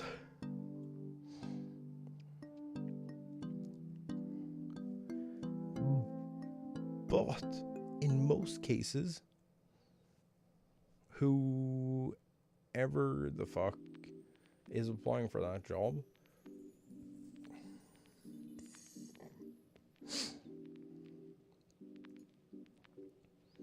wants to know whether or not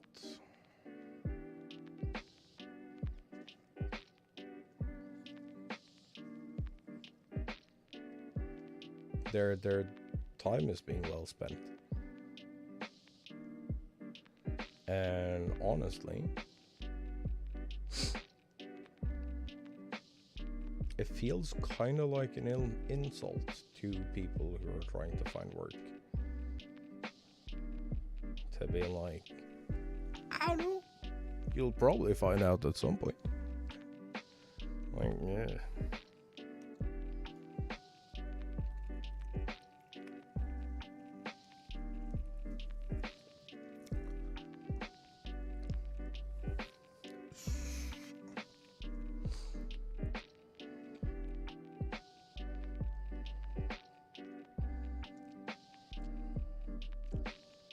Now, if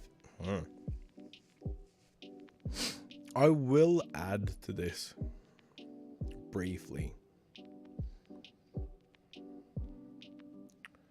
you're making close to 3x your initial salary 10 years ago. Yeah, but I will add to this briefly that if it's a very public company and you know that everyone who's working there is like, they have a mortgage, they're happy, stuff like that, salary is probably good.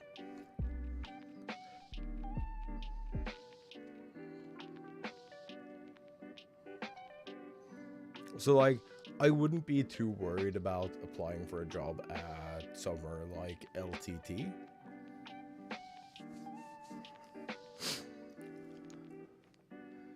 Because one of Linus's goals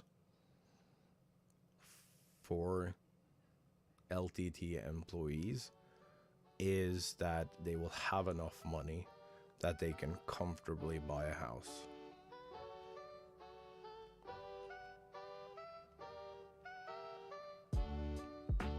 So that's probably a pretty decent salary. They're also looking for people if you're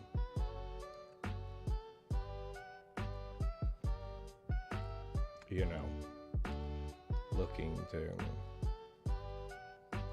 change gears.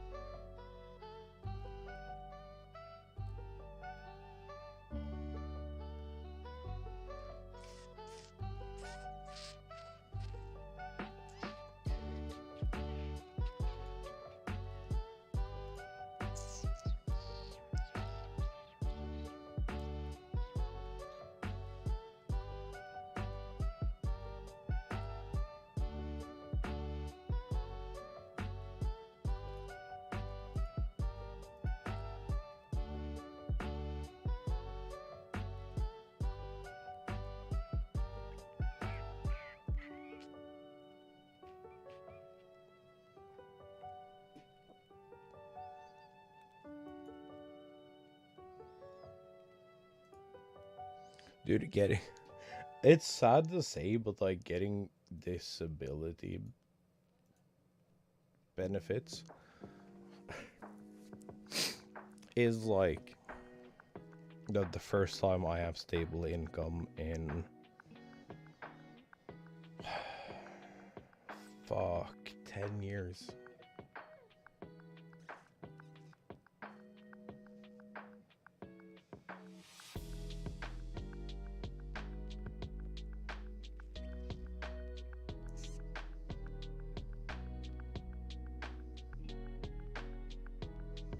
It will actually be exactly 10 years between my last job payout and my first disability check.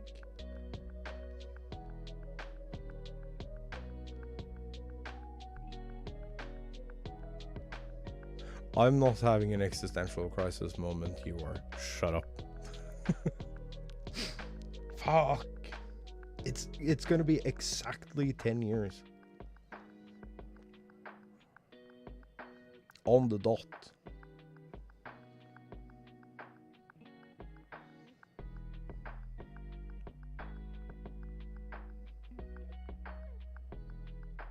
What existential about? No, I just realized that between like it is gonna be like to the date exactly 10 years between the last time I had like stable income and my first disability benefits payout.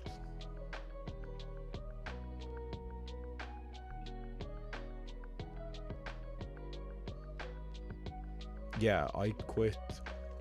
So I was an apprentice, which here is a paid position. You go like trade school, high school, and then you go 2 years apprentice. So you go, you go base course, then you go specialized course, year 1, year 2, and then you're an apprentice for 2 years. That is your school course, year 3. Then there's a massive ass exam, and then you get your papers. I finished school in 2012 for my factory workers trade school thing.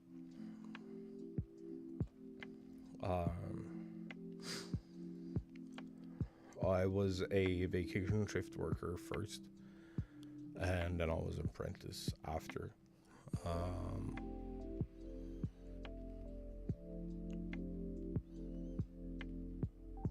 Then after some like pretty turbulent moments between me and the person who had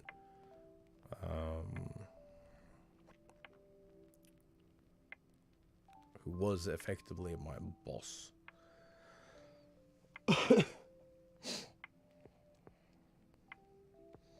So we had like the responsibility for every apprentice.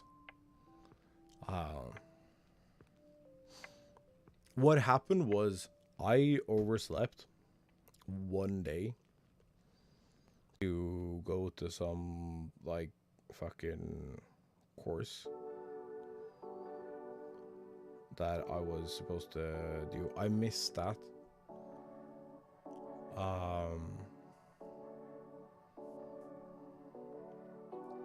And then I was behind on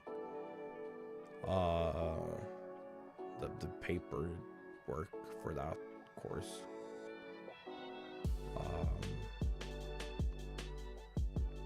Because I'm a fucking slow ass reader. I couldn't keep up with only like a week to catch up on all the stuff. Um, so I was falling behind. So I managed to actually catch up.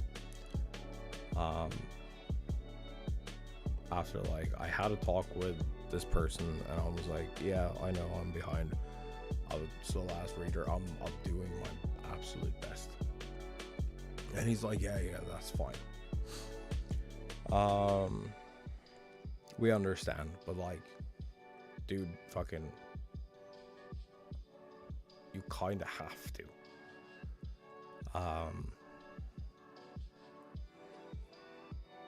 I managed to get caught up, with the exception of one question. Because going through all the questions at the end of the different chapters, I didn't see like this much text at the top of what I thought was a divider page. So every chapter was like fucking 50 pages, 50 to 100 pages or whatever, of like small font A4, no pictures, just reading. Between each chapter there was a blank page. So I turned a page, I didn't notice the like one line of question at the top, and I was like, fucking did it. I caught up. Slammed the thing shut, took all my questions, turned them in.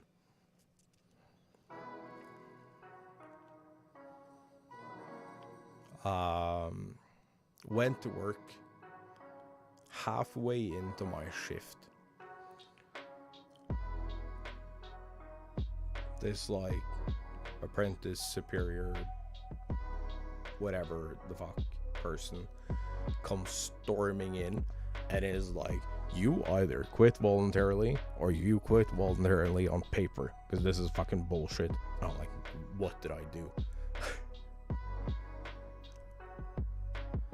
I took the agreed upon 2 weeks.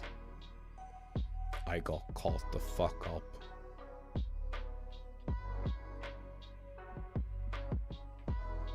And he's like, you didn't even fucking turn in all your questions. I'm like, huh?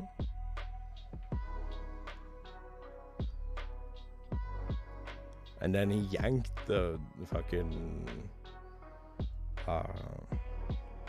ring binder from my backpack, tore it open, and showed me the one fucking question that I've missed. And he's like, you're fucking out. I'm like, okay, sure.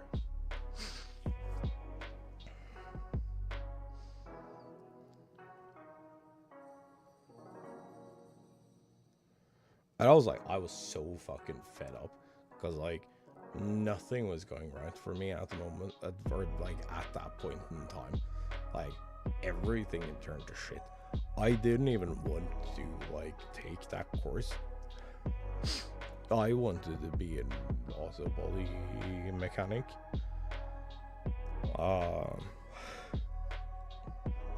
I just took this because of like personal things, and it pays well.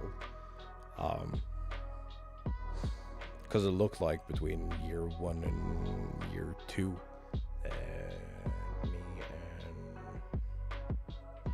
my girlfriend at the time were suddenly gonna very much be parents.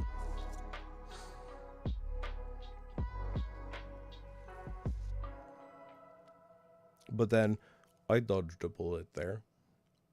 But like, losing all of the reasons I had for going to school or going that specific course, I was like, I got the opportunity to quit, and I was like, yeah, fuck all y'all, I'ma leave, I'ma go do something I want to do. Didn't turn out like that though.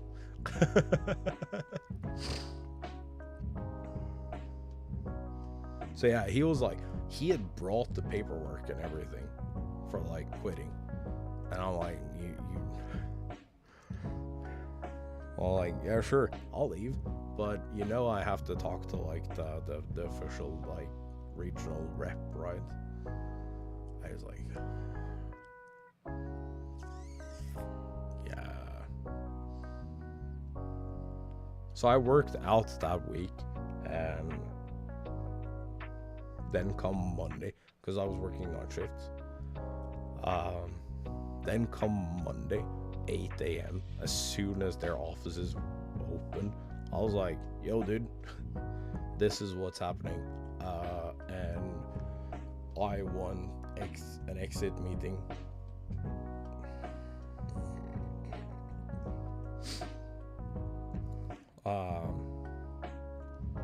Based on these threats of being forced out, and I want this all in writing, and I want it effective immediately. He's like, okay. Like, are you sure about this? Like, yes, I want out. And he's like, okay. So he called the meeting then, like, later that week. And then all of a sudden everyone was like, oh, but no, of course he can finish his apprenticeship and like get his papers and everything. Like, he can, of course he can work here as like a contract worker or whatever. It was like, there was so much bullshit that they were like, realizing that I've put everything that he said into writing,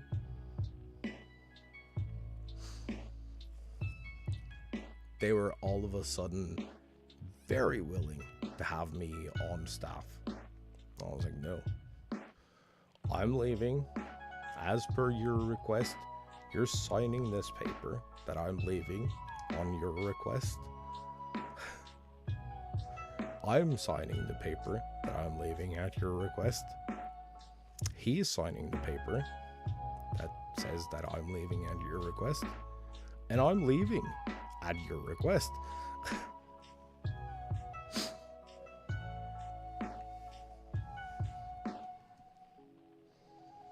So that's what happened. That'll be... So I was technically employed out that week, but it was like an off week, so I did get a full payment month. So we worked 5 shifts. So we had morning shifts, afternoon shifts, week off, night shift, week off, morning shift, and that was like the rotation. Like it would go back to morning shifts. That would be like the end of the 5 weeks.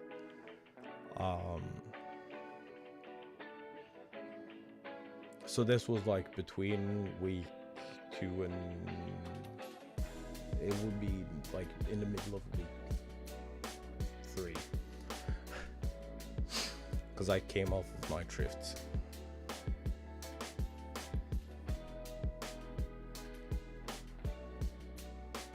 Because the afternoon week and then night shift week, they were half and half. So I came off of night shifts.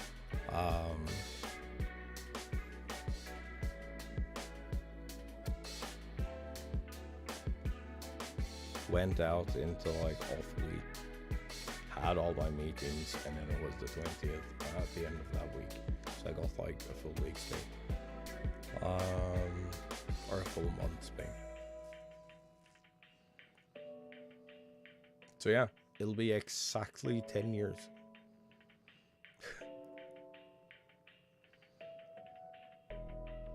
The day I get my first payout will be exactly 10 years.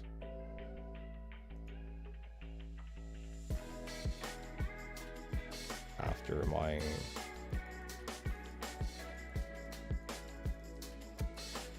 last stable employment. the more you know. Okay, so I've been rambling for like 2.5 hours about fucking Smash and work and pretend tours and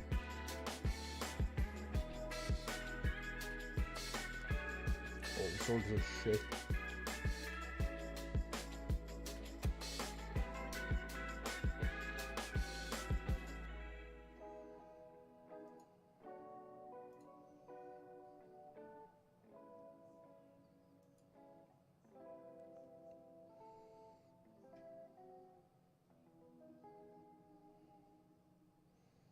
Damn, dude, that mod kit has been in pre-transit for like 11 days now.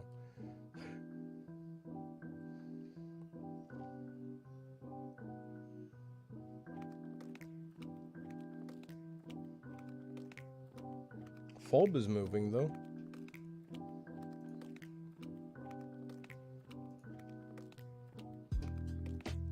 Okay, I'm gonna go grab a smoke and refresh my drink. And I put my foot down earlier so it wouldn't be sleeping when I tried to get out of this chair. I may have crossed my legs at some point, and now my foot is asleep and I'm trying to get out of this chair. Because, you know, I'm a fucking genius. But no. Anyway, I'll see you all in just a little bit.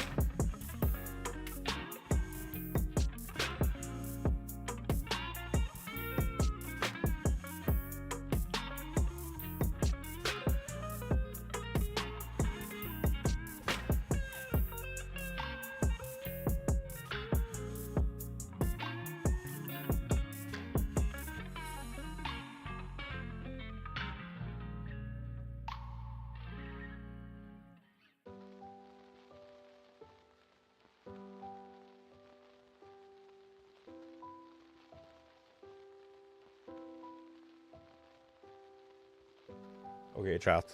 We have fucked around. Now it's time to find out.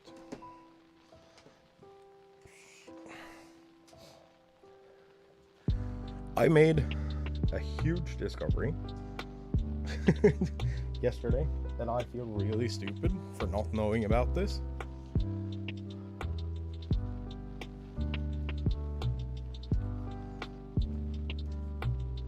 Dude, I feel a little bad. My plan was to like ultimate for 2 days, melee for 2 days, ultimate for 2 days, and just go with a 1v1.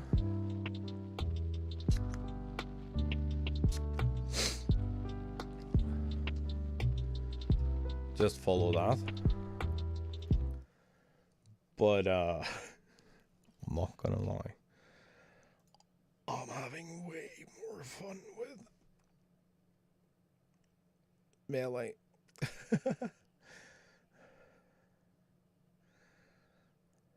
It's just I don't know how to even explain it.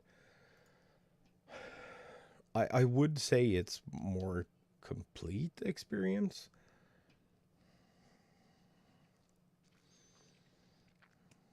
But that isn't actually right either. But, chat, if you weren't here yesterday,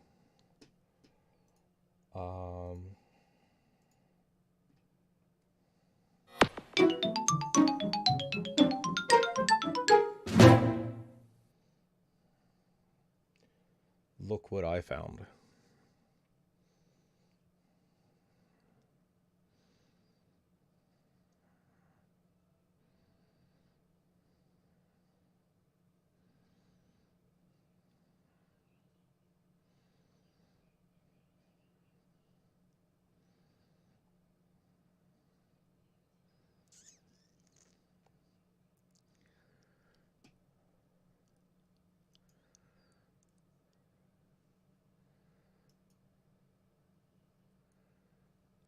This is all the stats.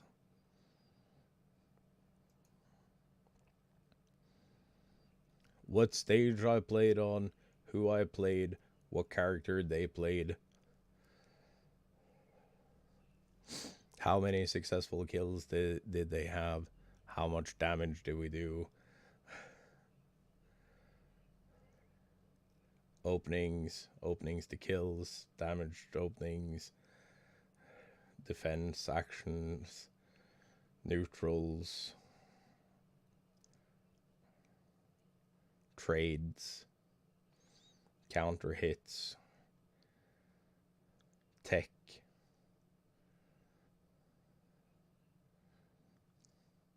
inputs,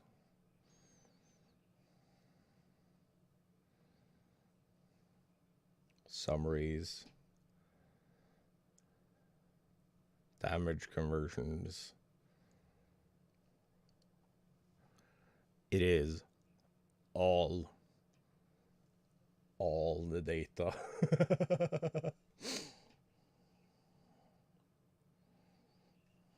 It is every data. And it is so cool. So we can actually watch back everything we do.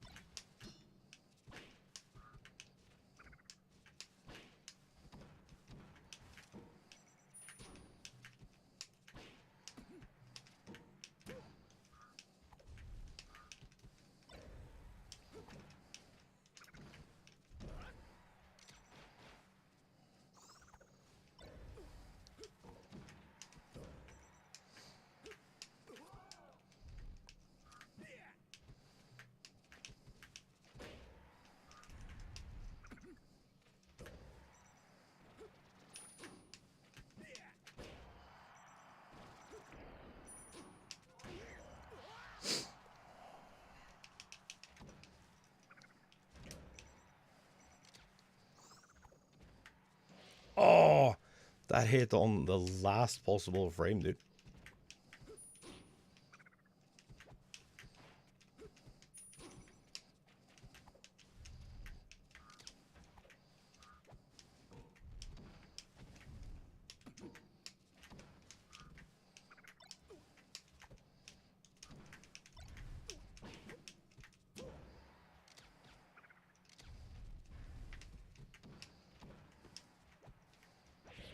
Oh.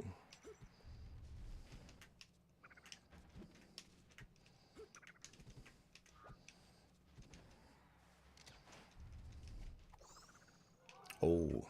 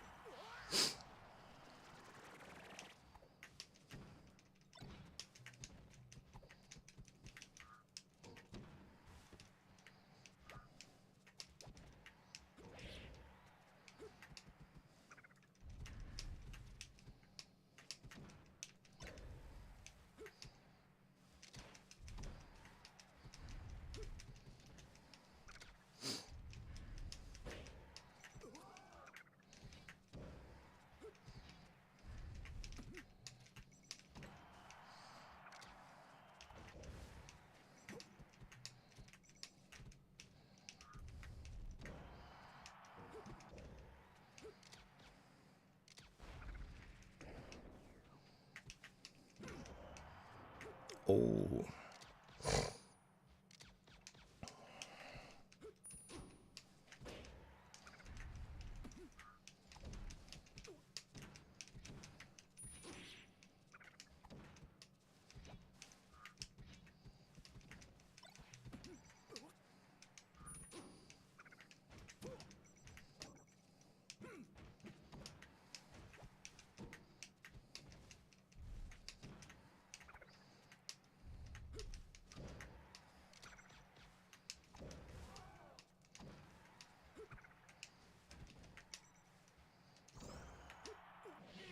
Oh.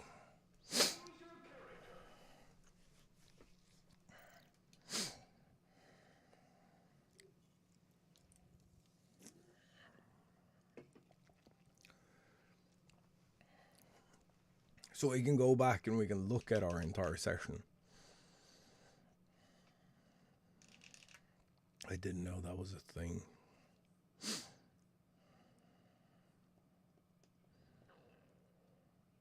And it's so cool.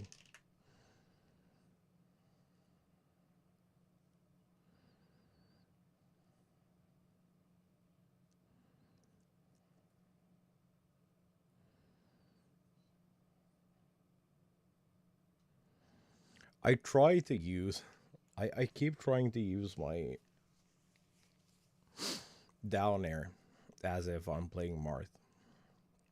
Which is a really bad idea, by the way.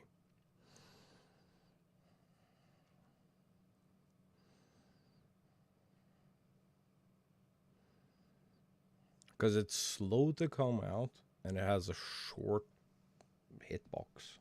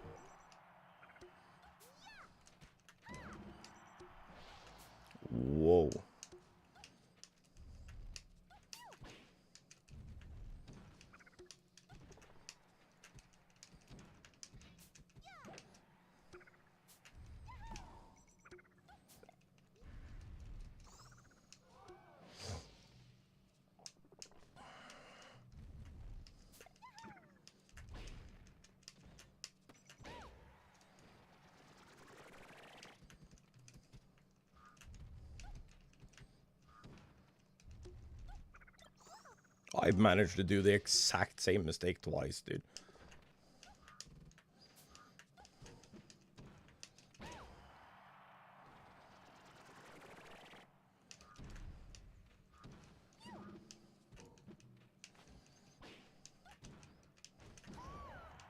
Like, do you see how fucking slow that thing is?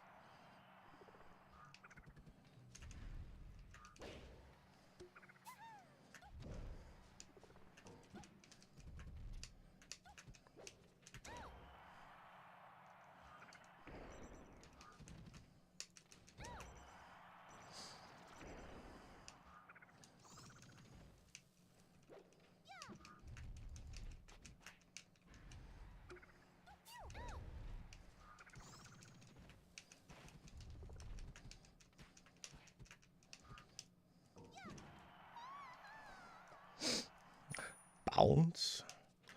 But yeah, it hits like a goddamn truck, but it's like...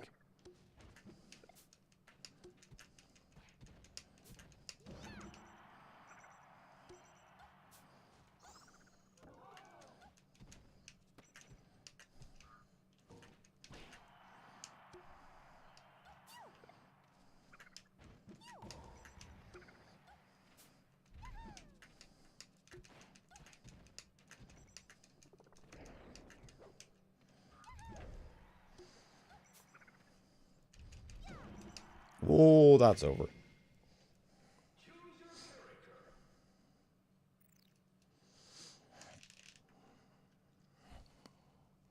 That peach was something else. You don't see many peaches, but when you do, they're usually not that great.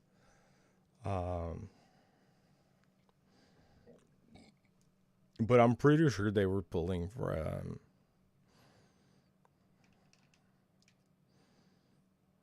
like, it's not super common to see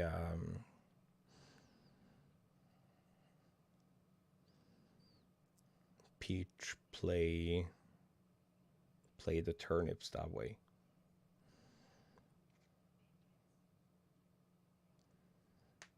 Which was definitely an interesting experience.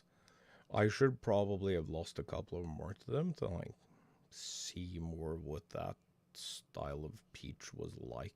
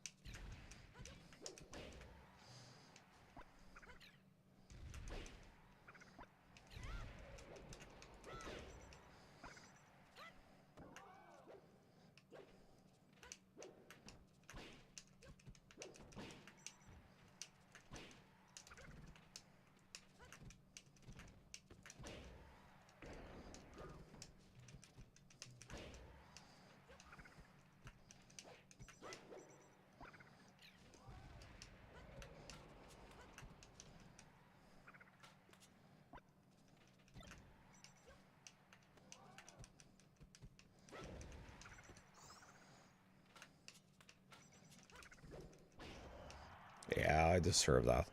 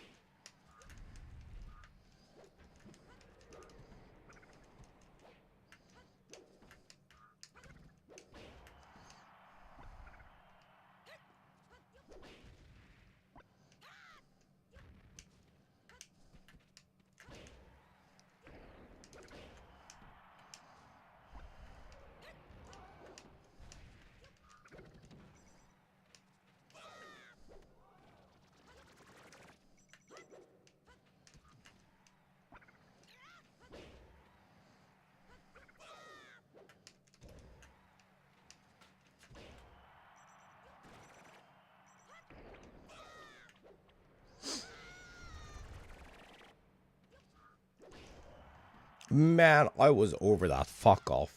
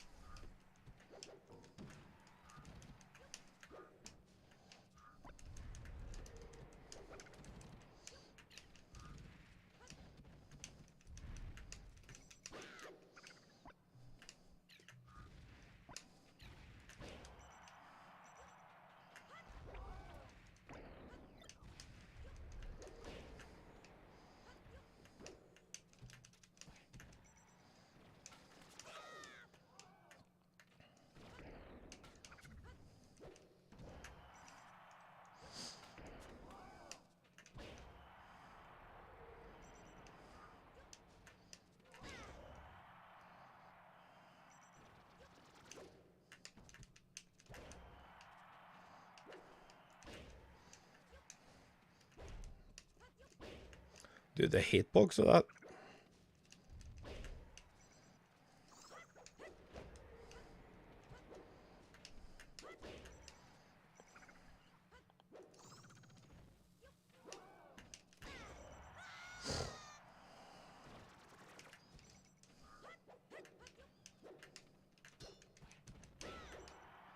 Oh.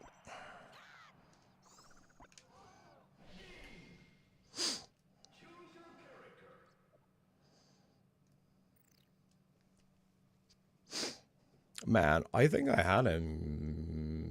I fought him yesterday.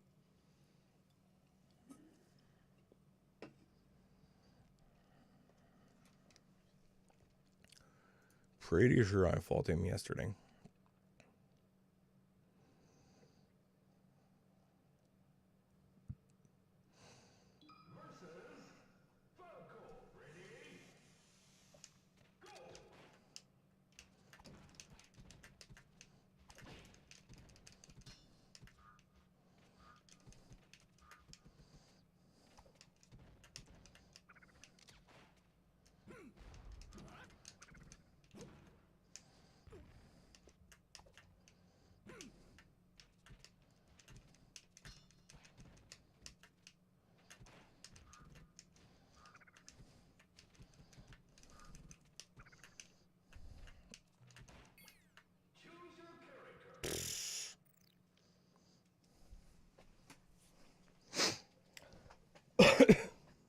Nice.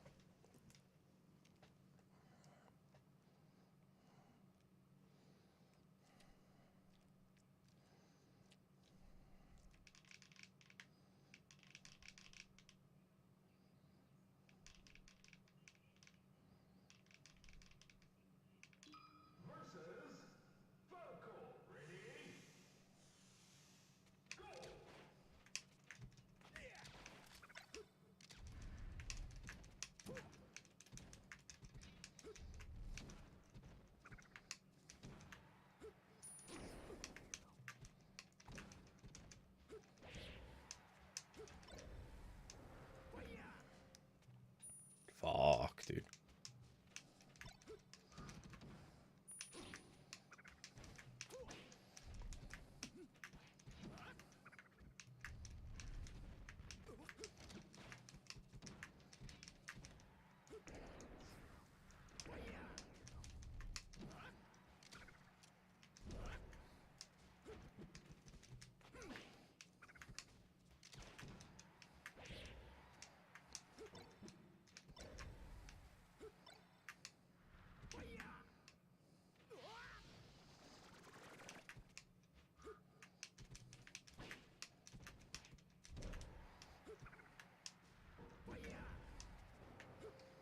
Yeah. That checks.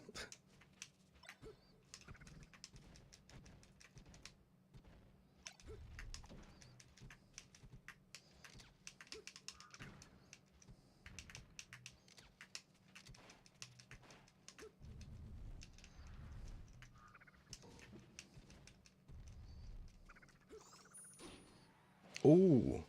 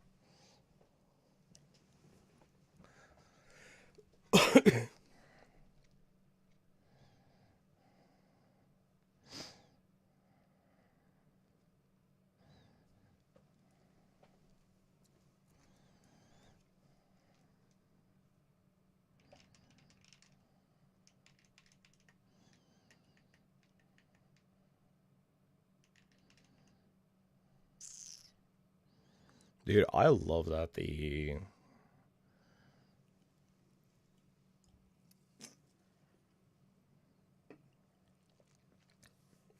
not the last Falco, but the previous Falco rage quit because of like SDI.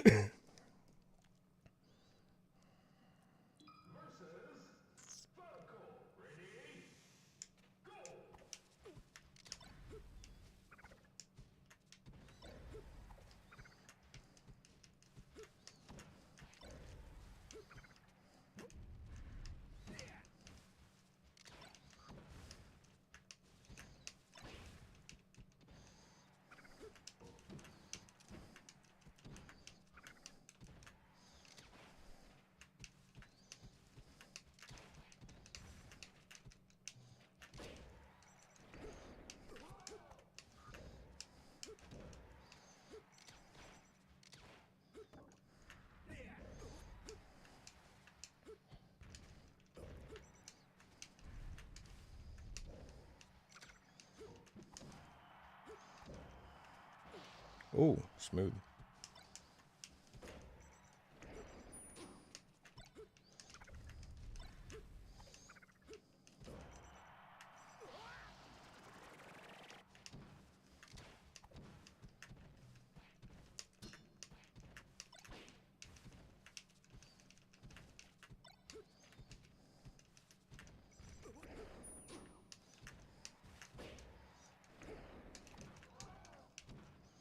Oh.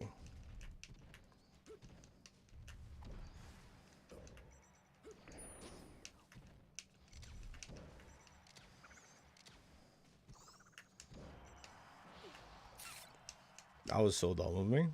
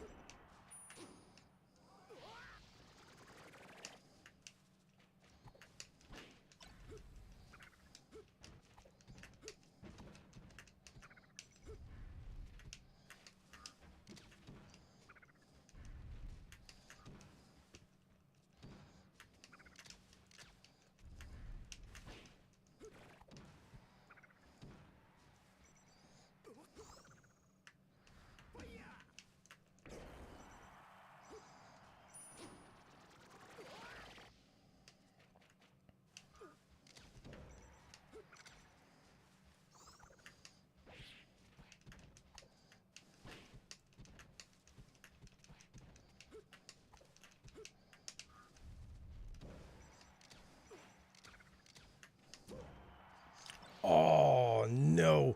I didn't mean to do that.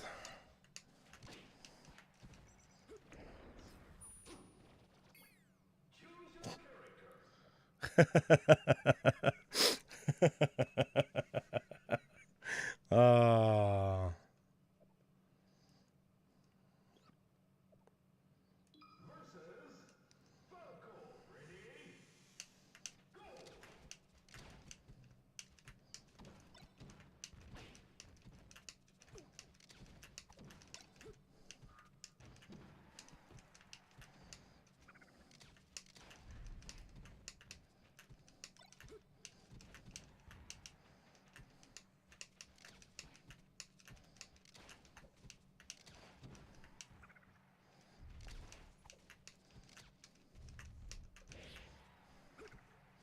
Nope.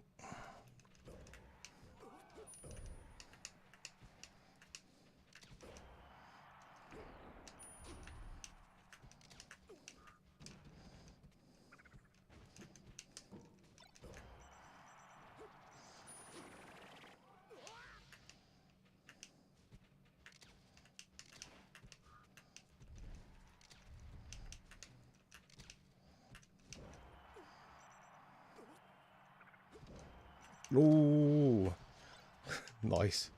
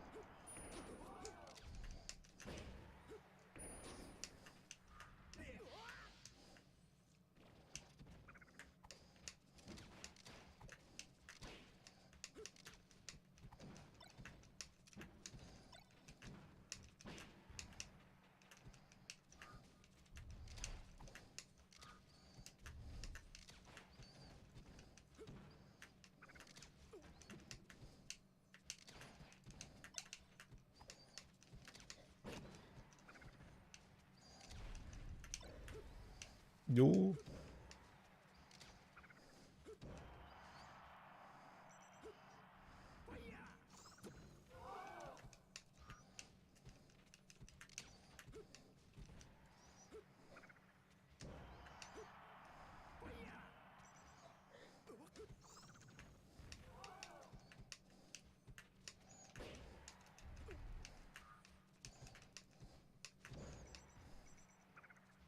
Oh.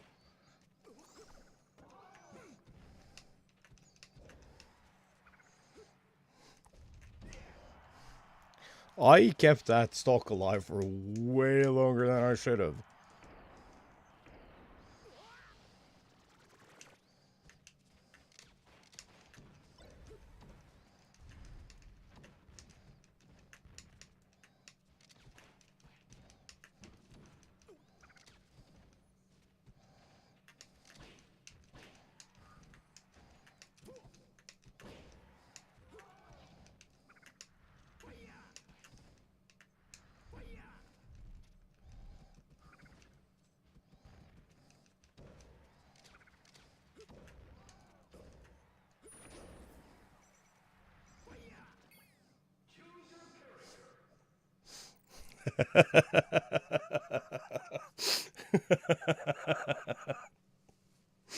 Dude, I got this. Like, as long as we get FD.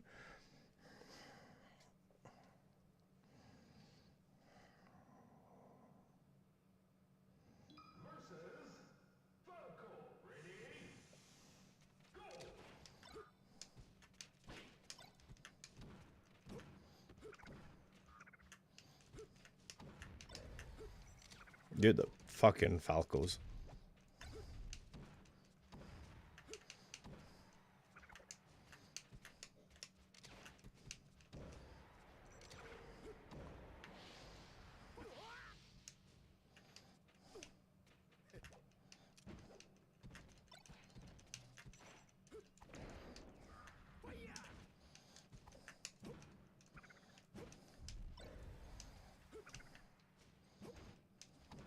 Dude.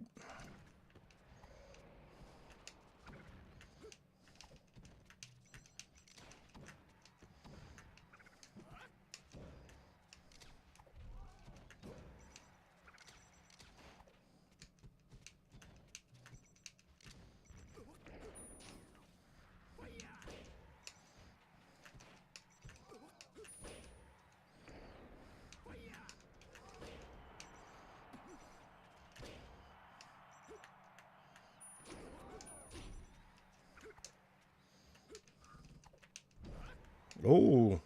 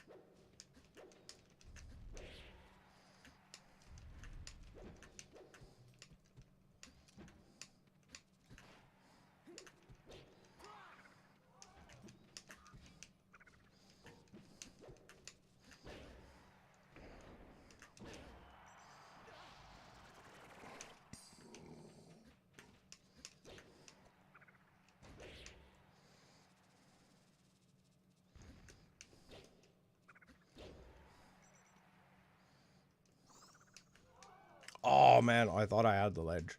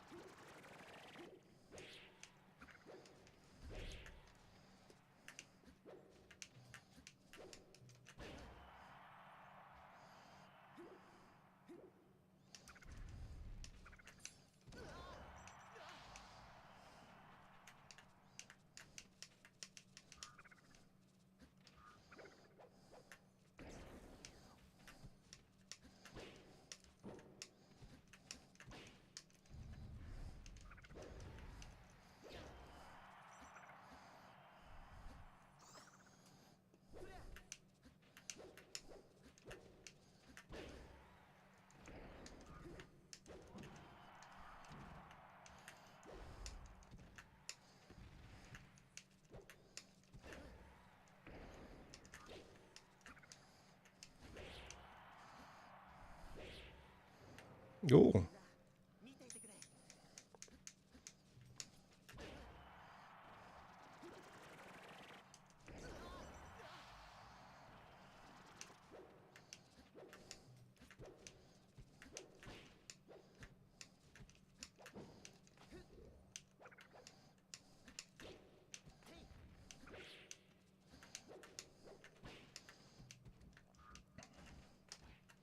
Dude, Ollie.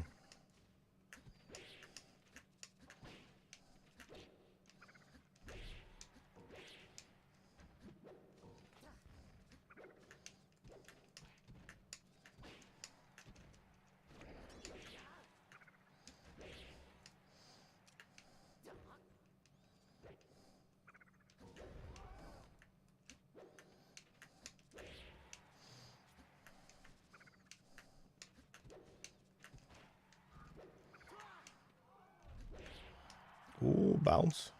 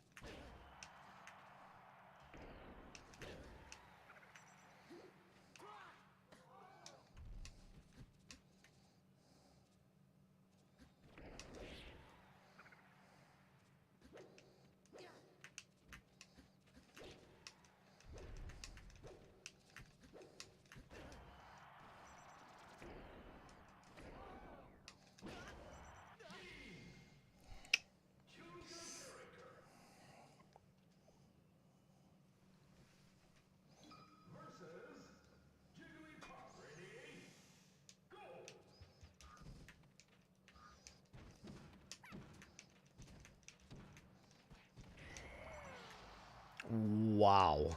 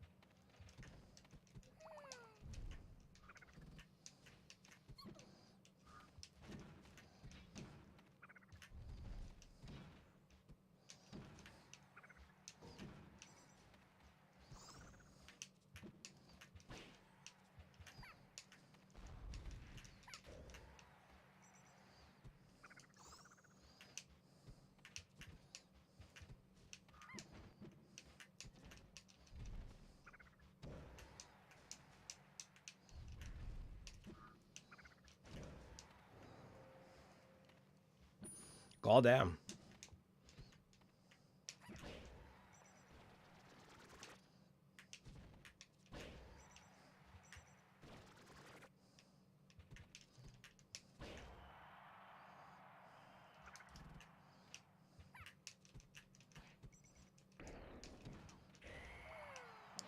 How the fuck did that rest hit?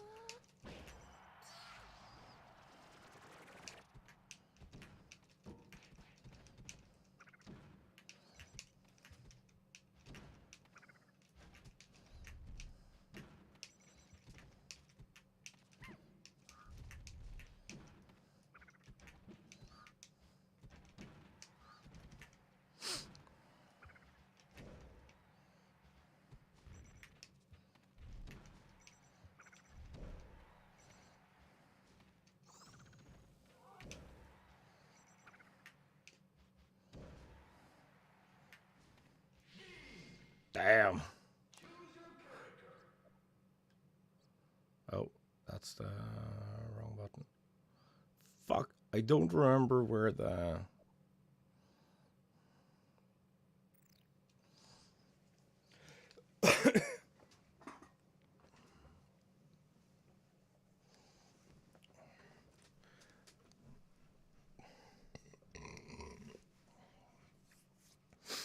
I need a worse puff.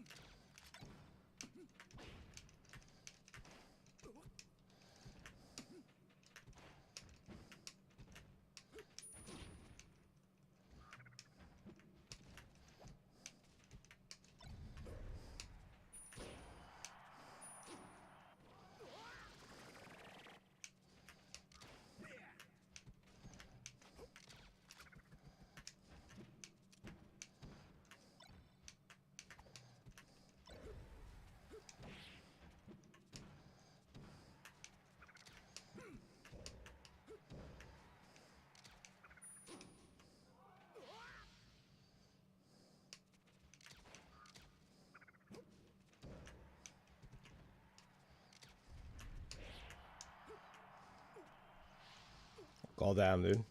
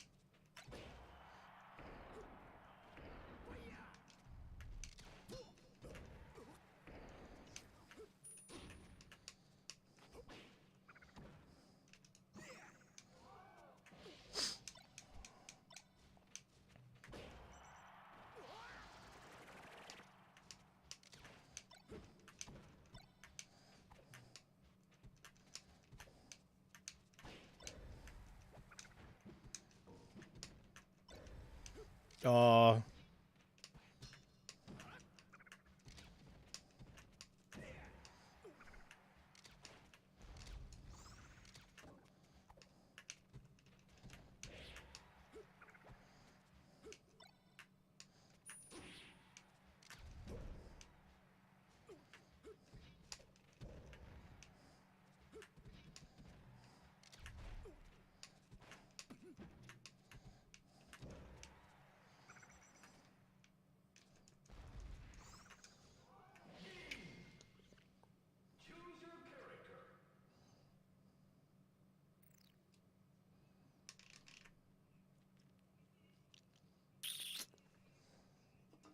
I should have won that.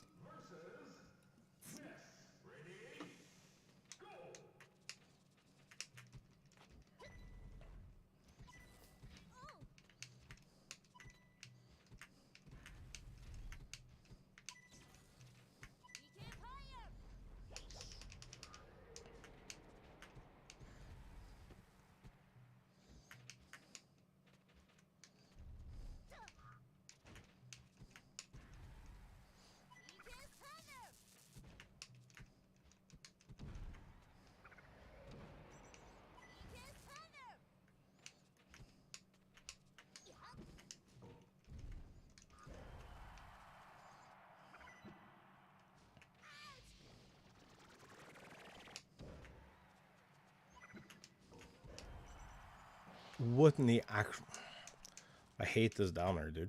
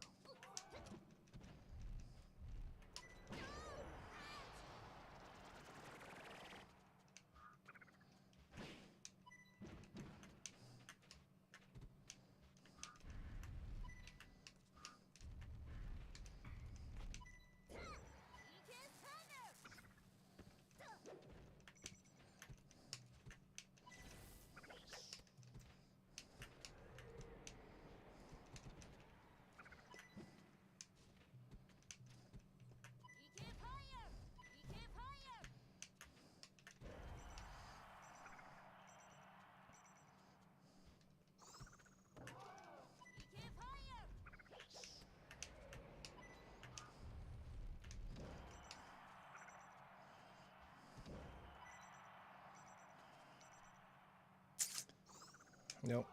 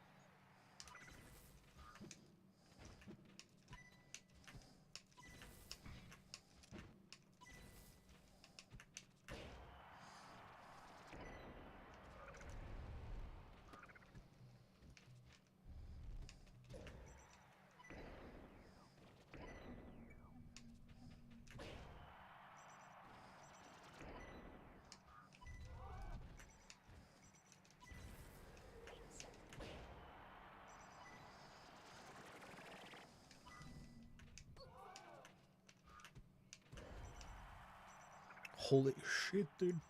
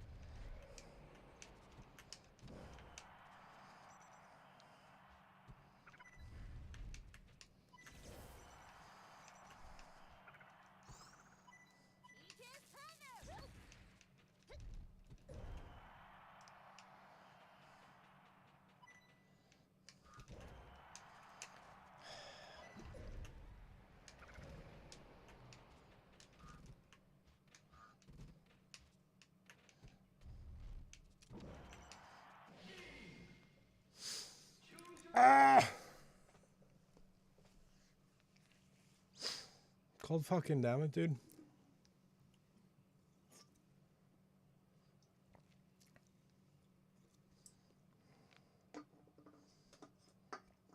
We had that the other day. But no.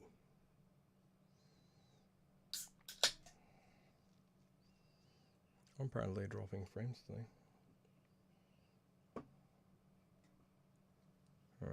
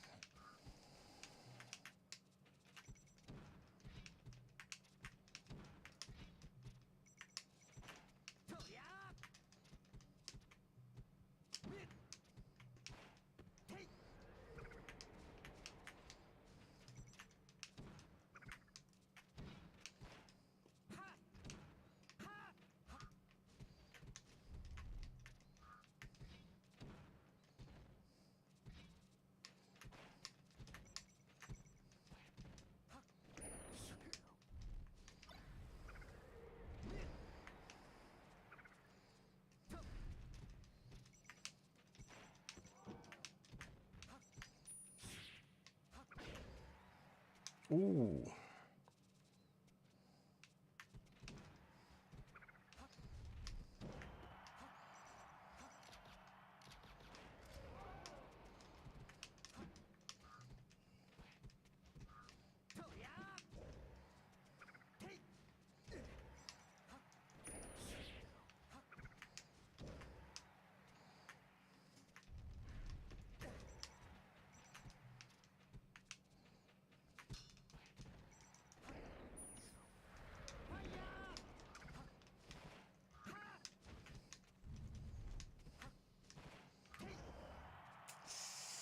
Okay.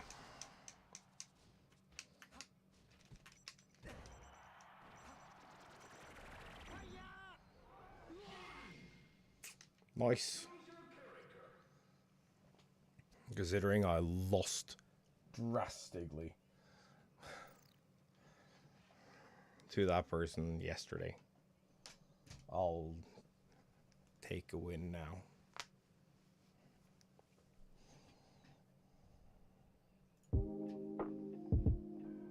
Okay. Chat.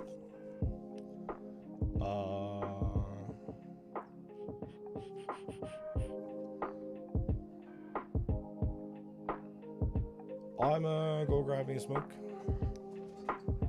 and then I shall return for more melee.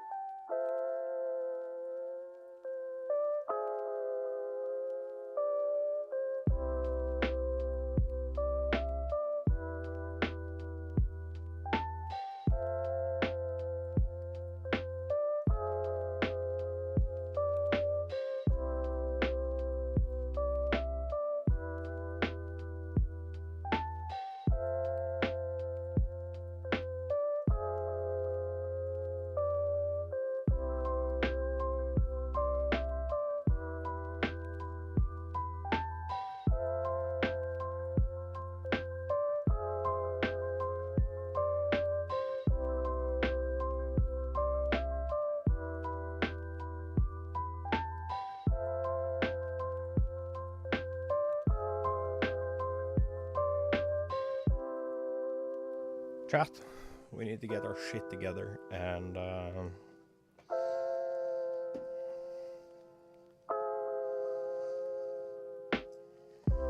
get some cool plays.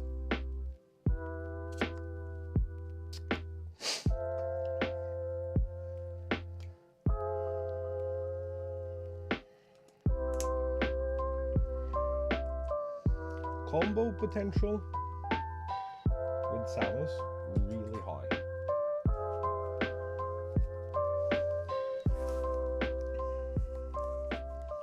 I just have to not be stupid about it. Yeah? That's the theory, right? Just don't be stupid, forehead.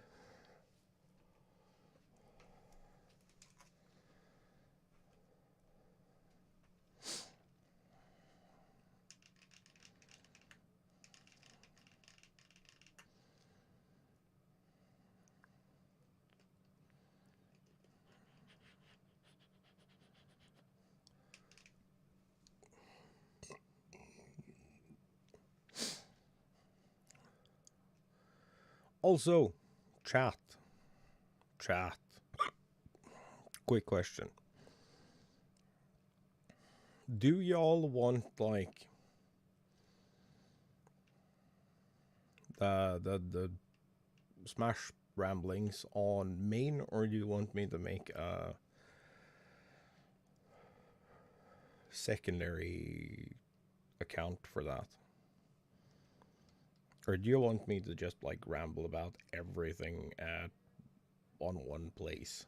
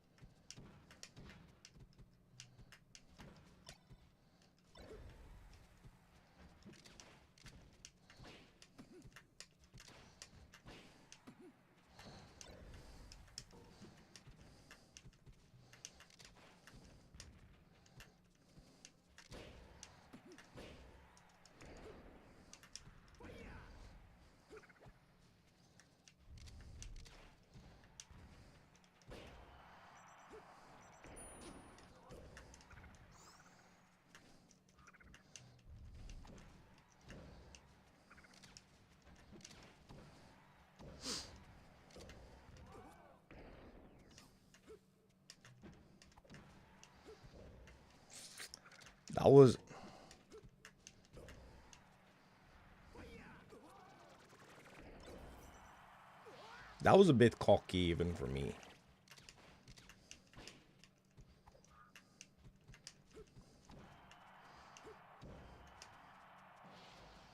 Oh, kill off the top.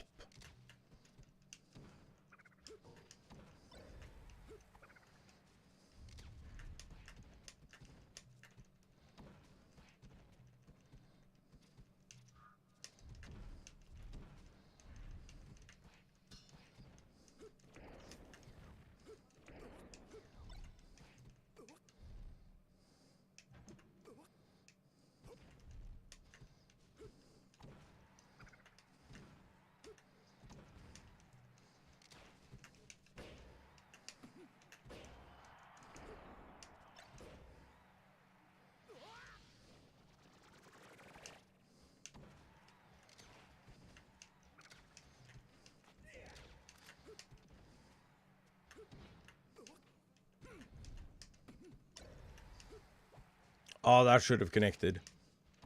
That was a fucking lie, dude.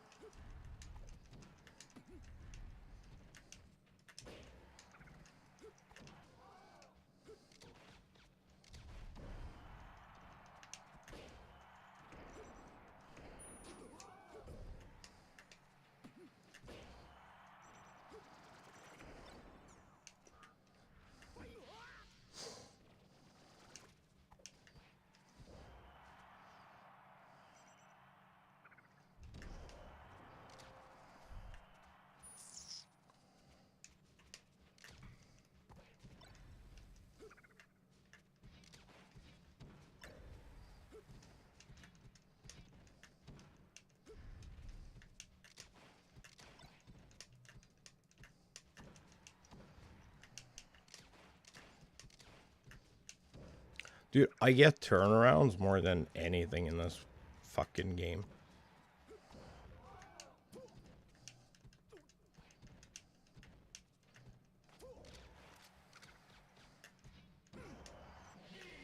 Fuck off.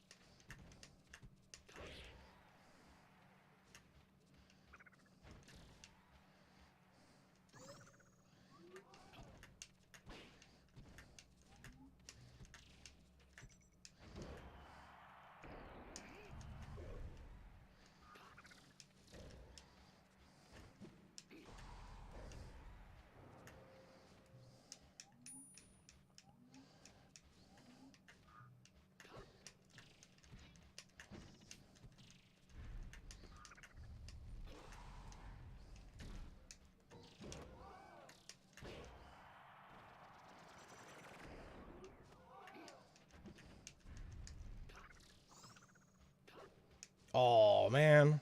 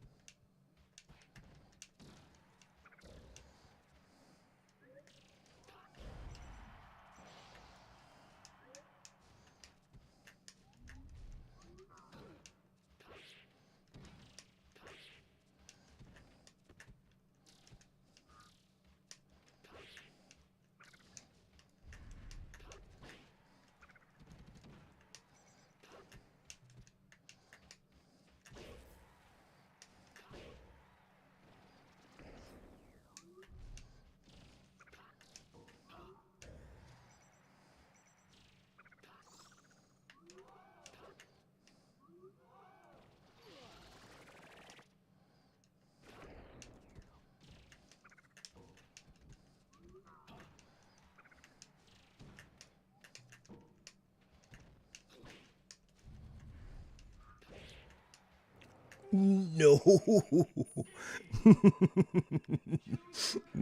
No. Uh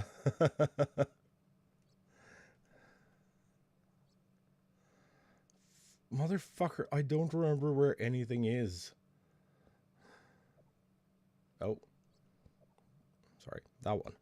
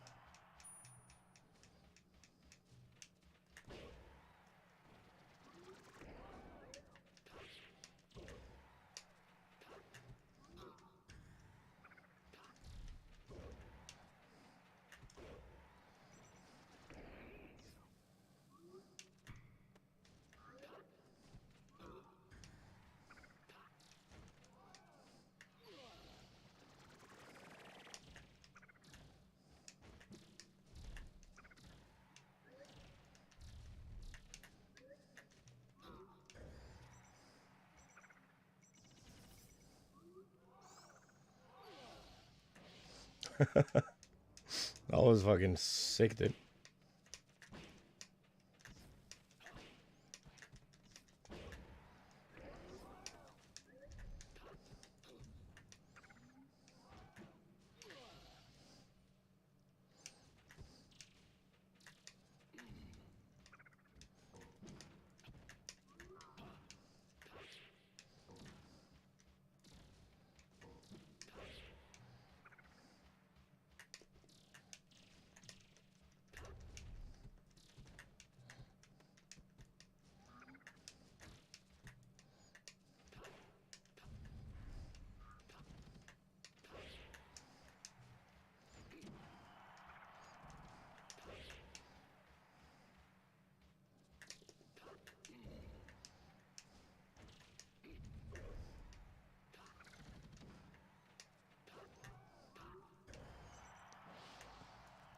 Are you for fucking real, dude?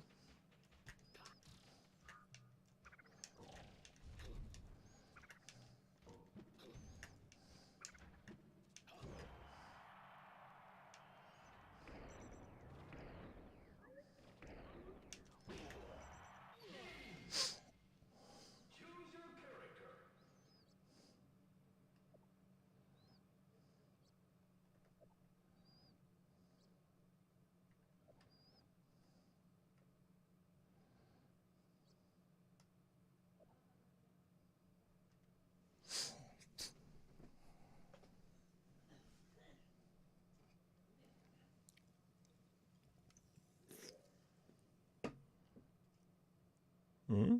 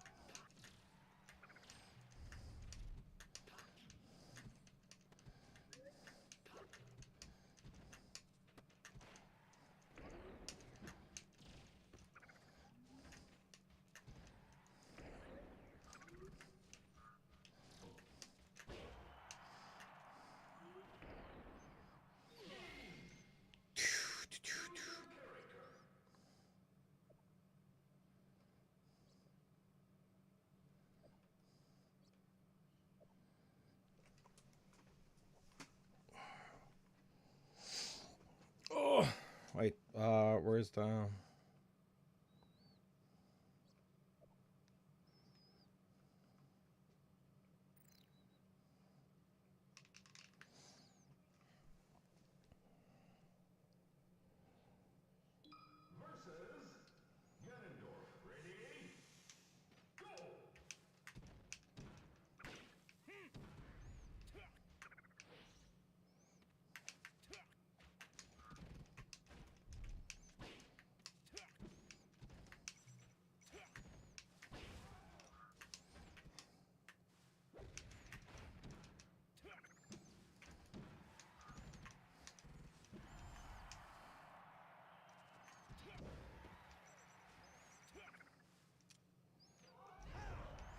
Oh, come on, dude.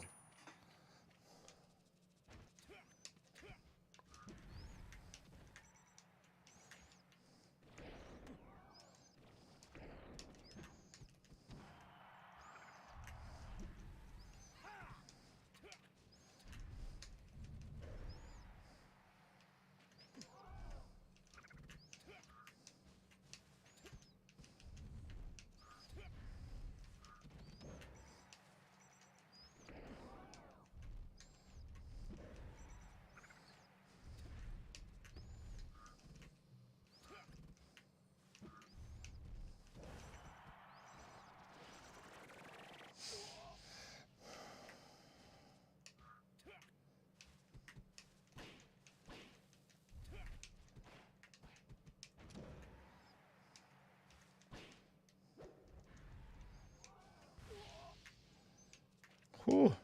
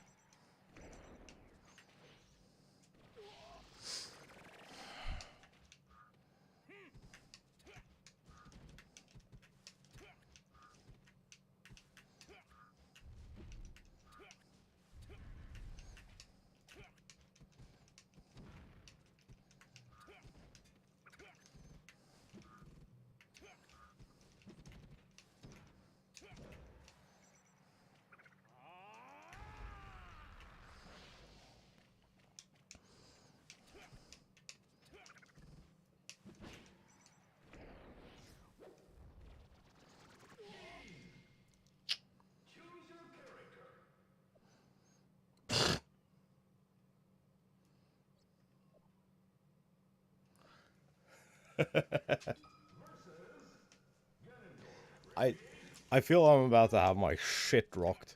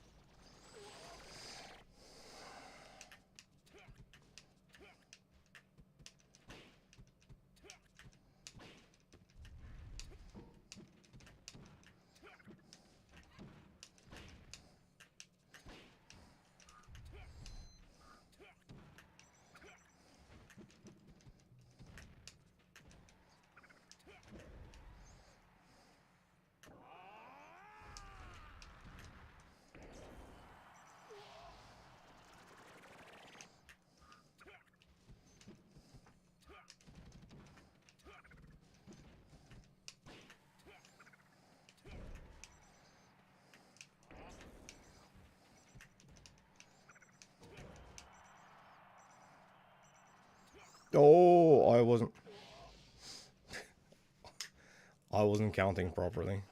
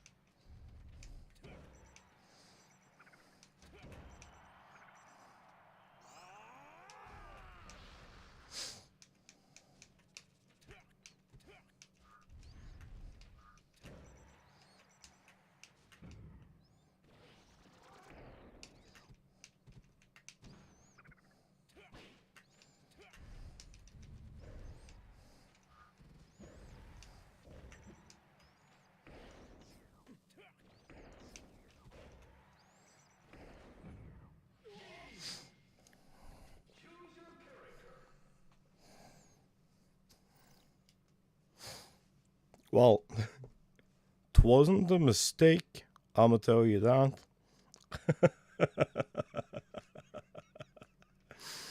I was pretty good, chat.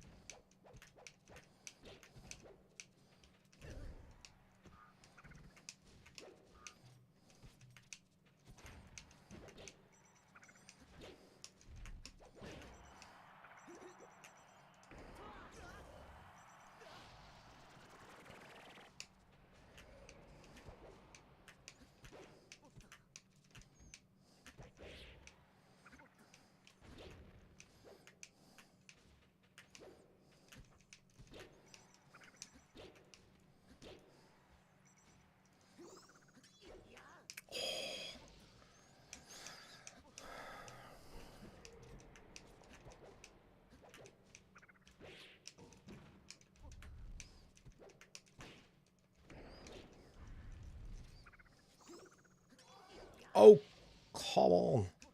I need to stop making these stupid ass mistakes.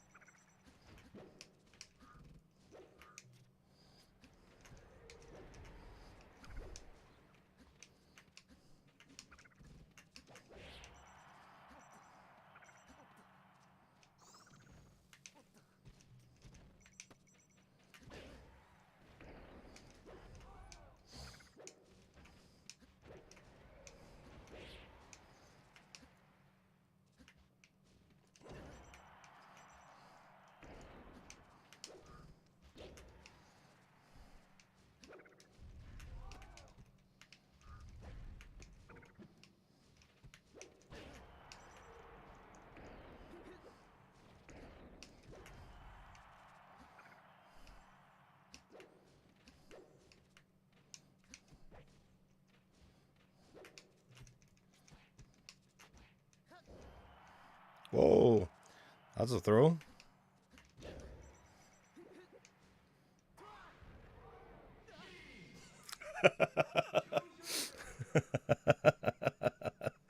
uh,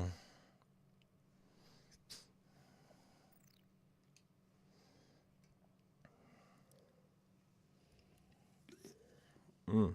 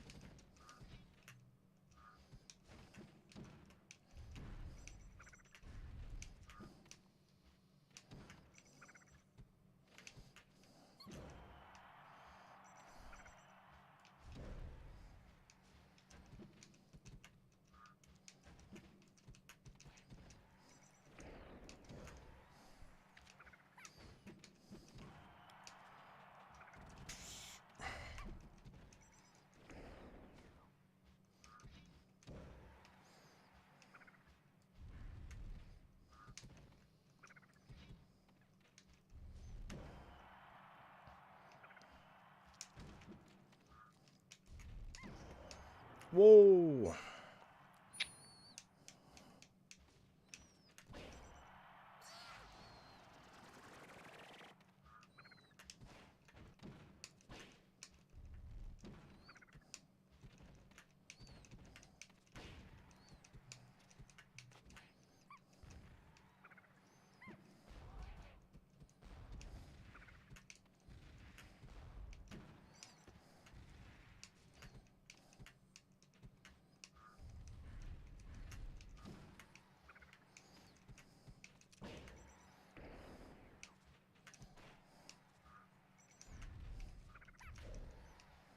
Dude, that pound just stays out for so long, dude.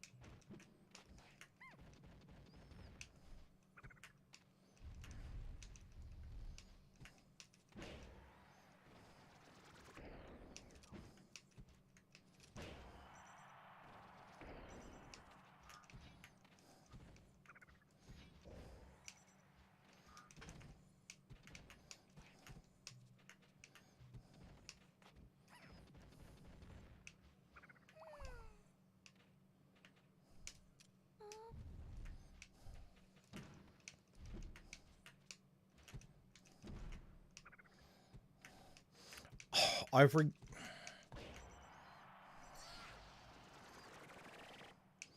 forget that my fucking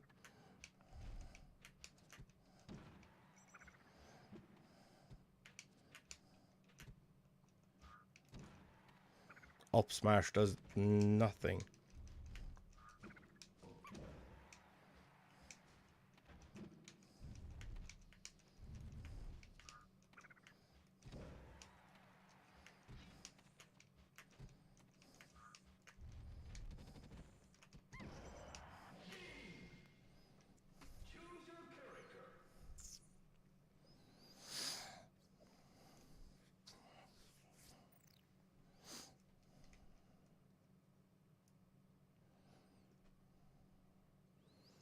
How do you leave?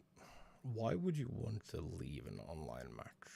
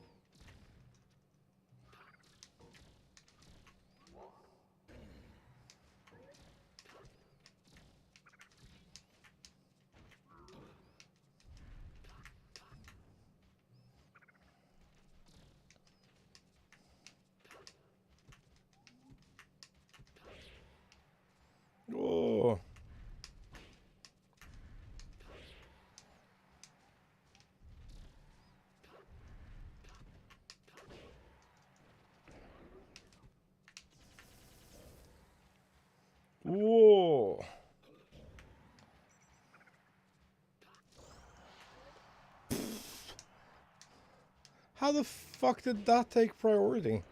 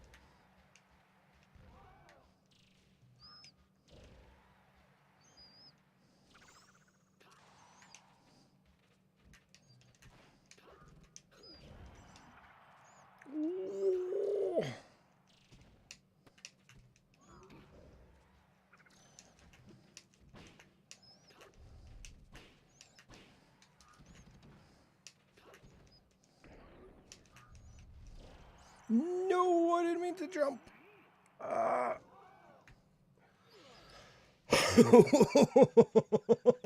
Oh, that was so lucky, dude.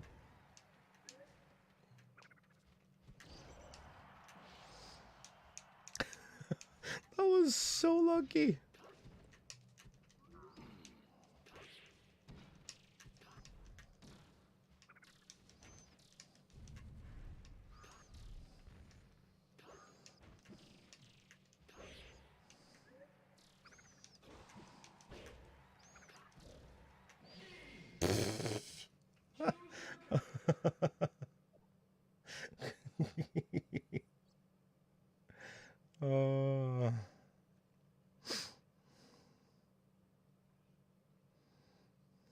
That was awful. I wish we had a button for again instead of one more. One sec. Okay.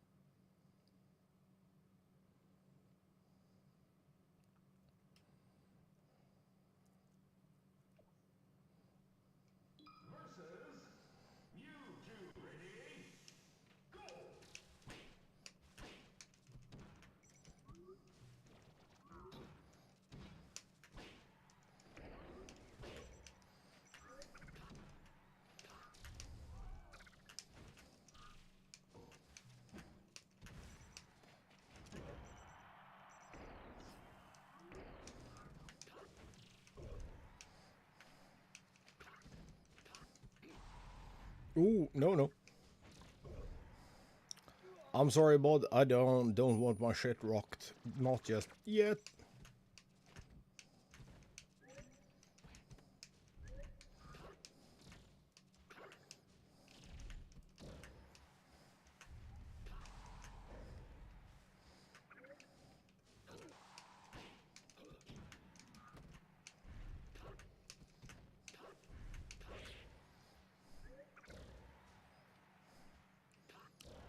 Oh no, I wasted my...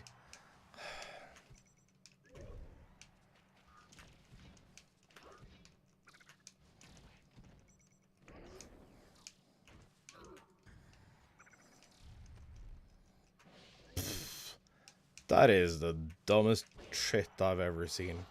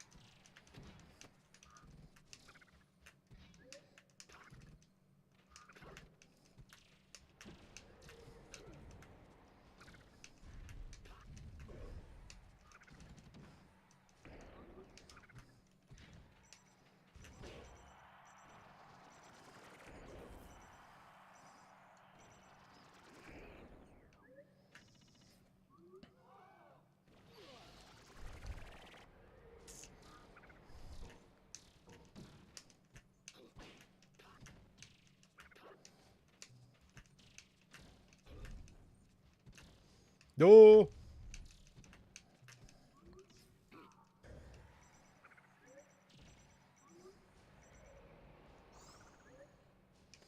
Oh, that was so close to being...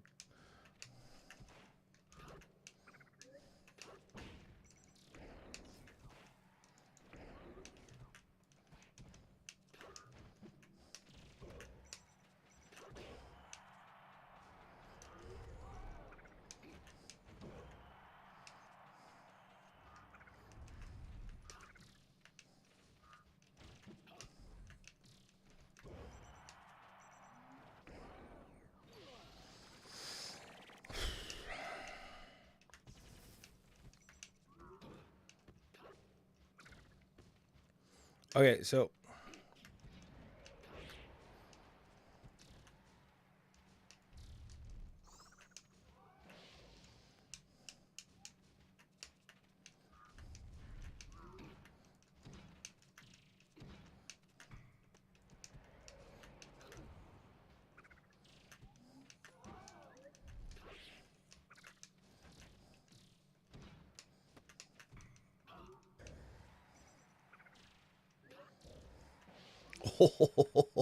Oh, that was smooth.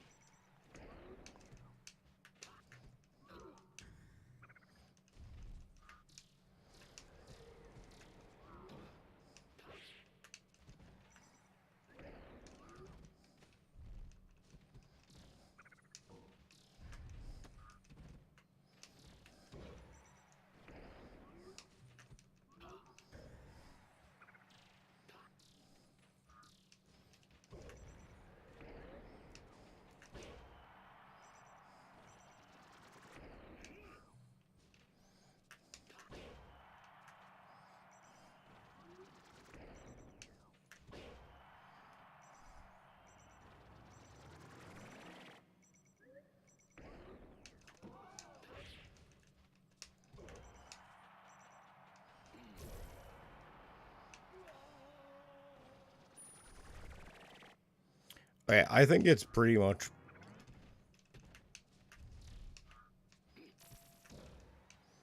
It's pretty much over at this point.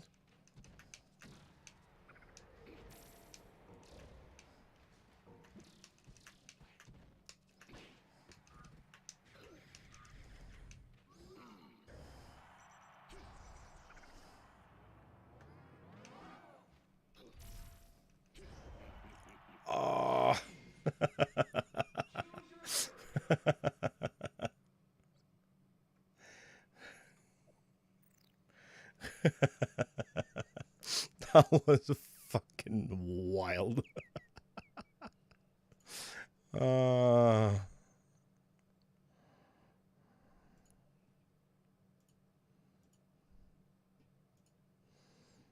That was actually kind of wild.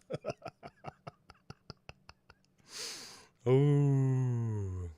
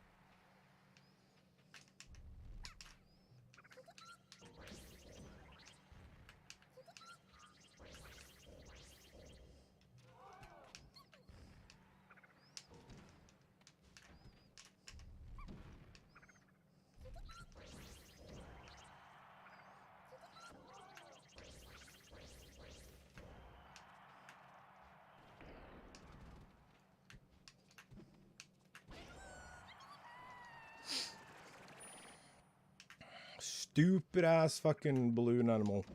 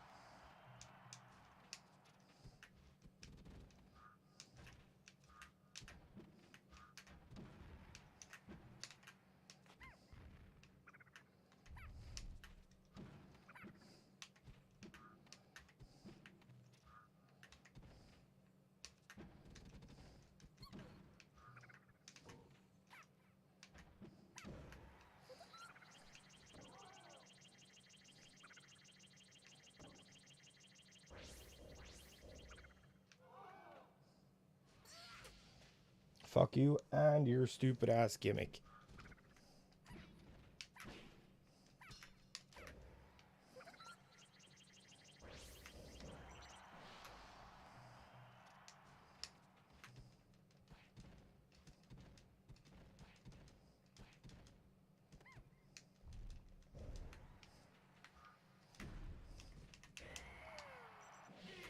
And the rest hit? Man. I hate it here, dude. Fucking stupid ass puff. I don't... The worst part is I just don't know what to do.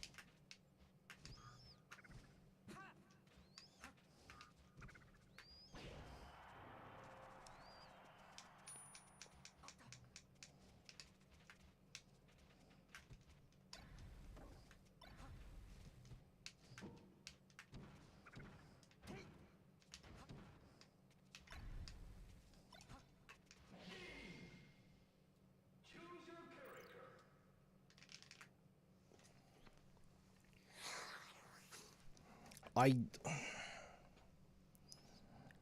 Man, I'm about to have to go back in, like, have to go into ranked to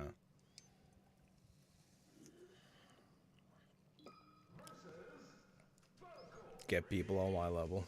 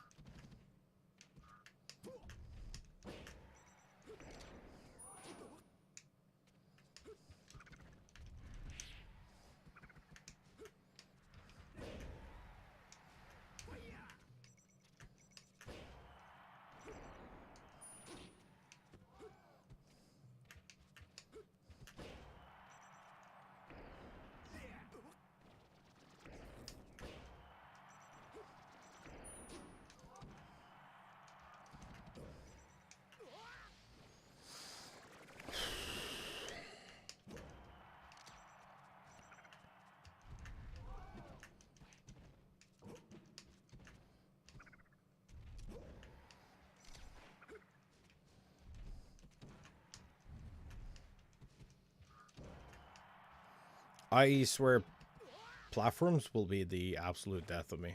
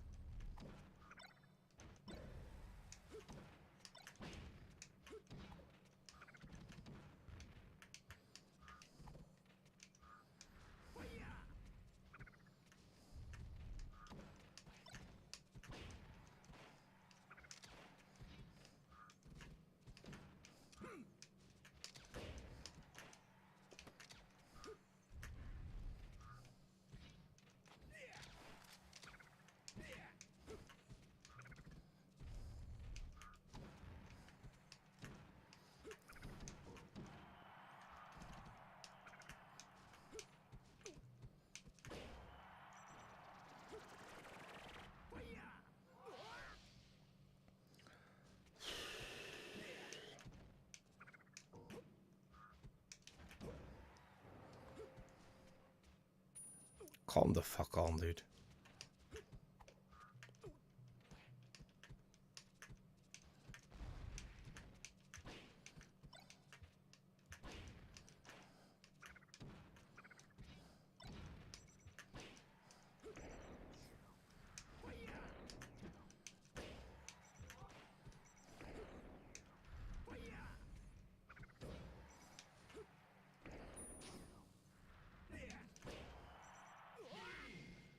Oh, the comeback.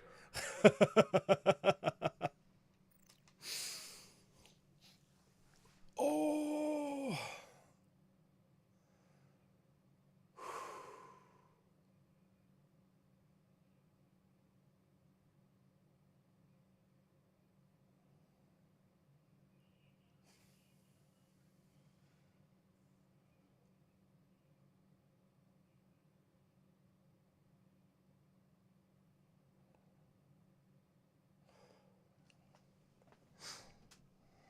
Damn, dude.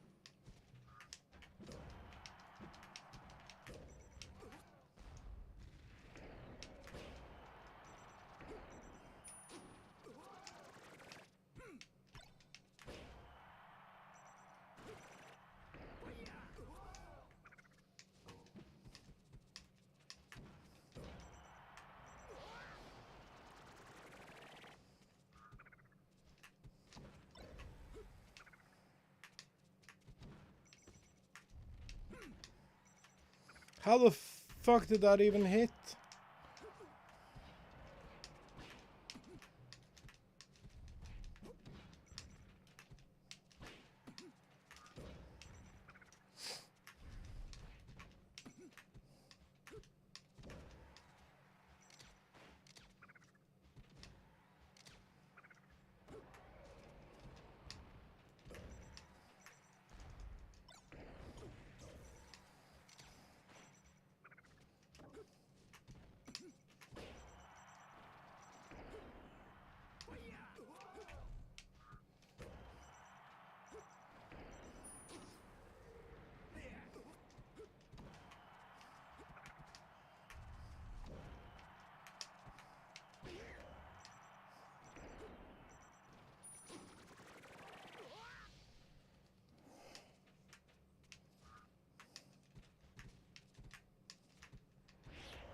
Oh, yeah. Yeah, that's fair.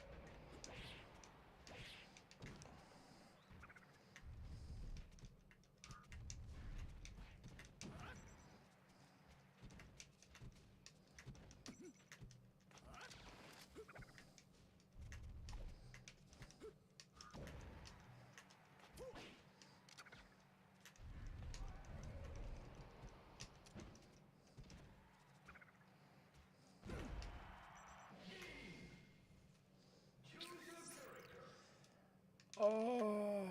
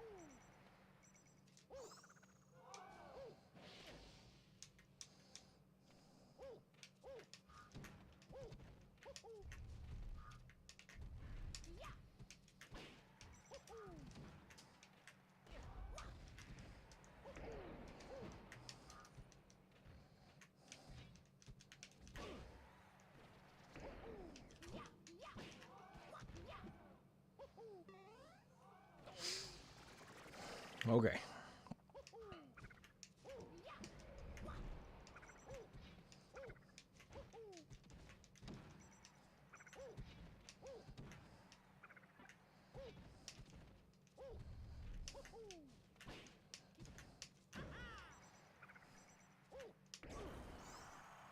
Oh, no.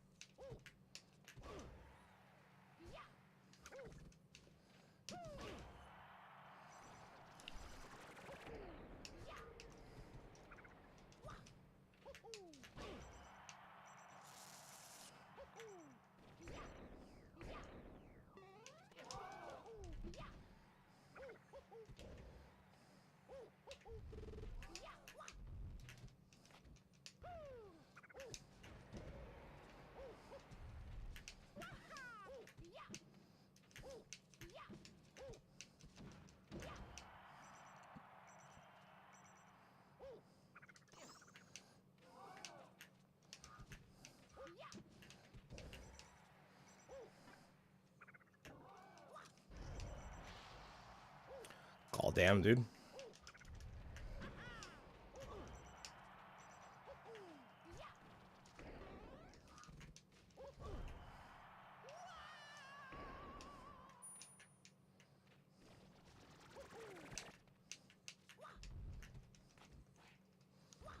How in the actual...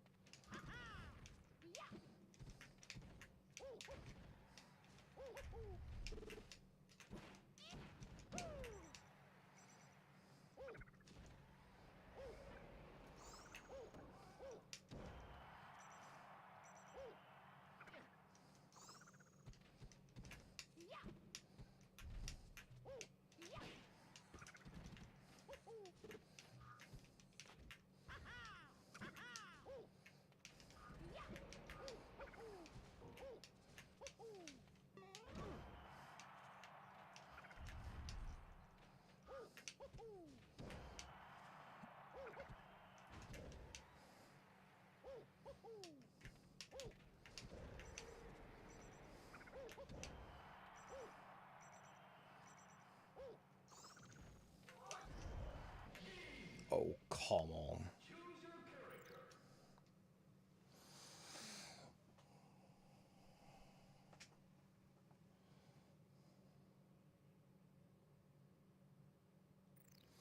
Actually, y'all listen to some tunes. I'm go pee real quick.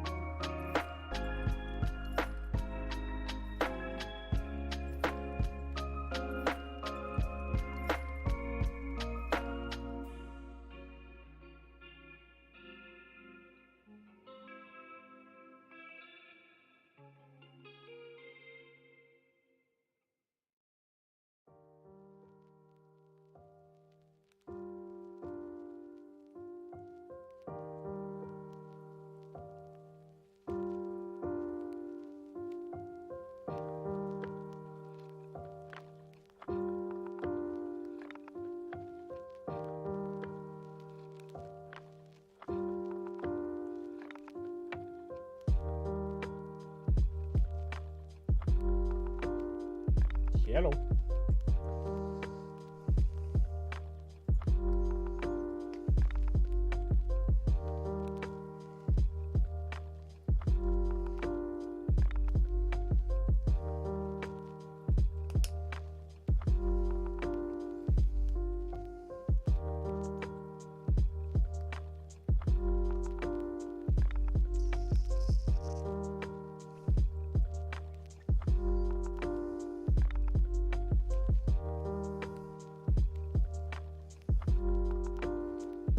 Wait, what the fuck is this?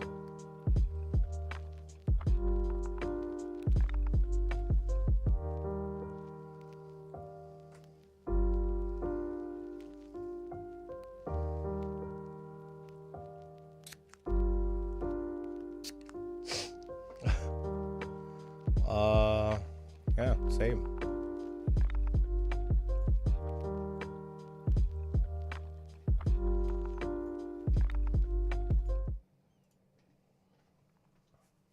Let's go for a couple more.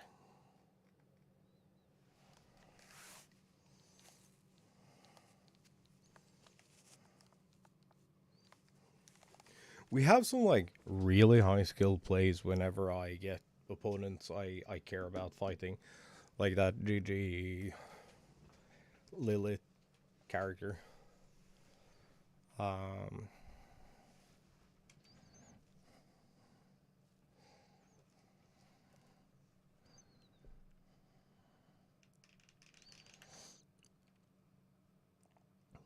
Though we've had some really impressive yeah.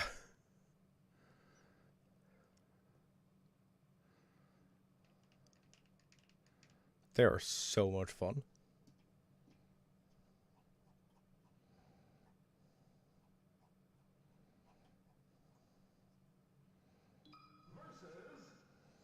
Oh god.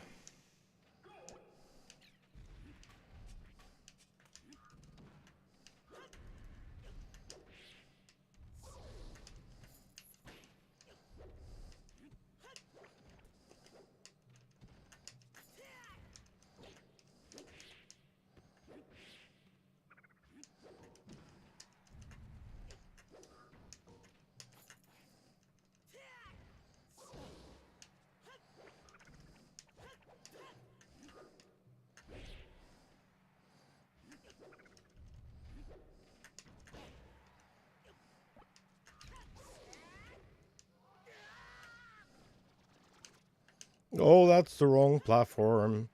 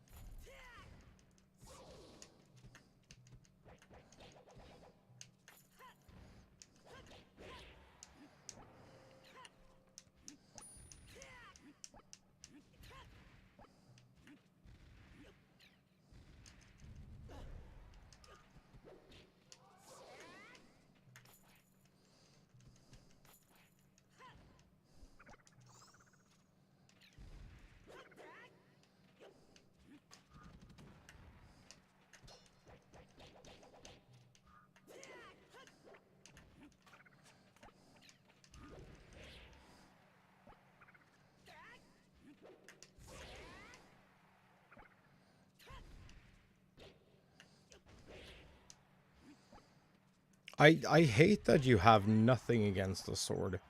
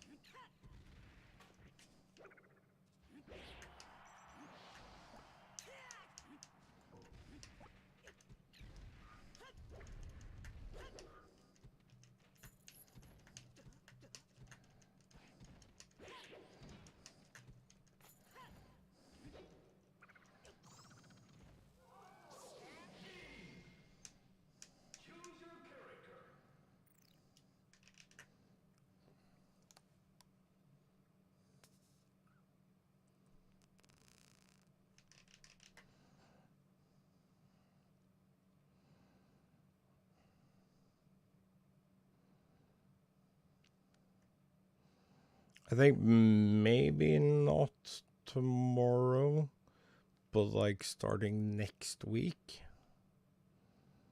I think I'm gonna try to do like a more active job of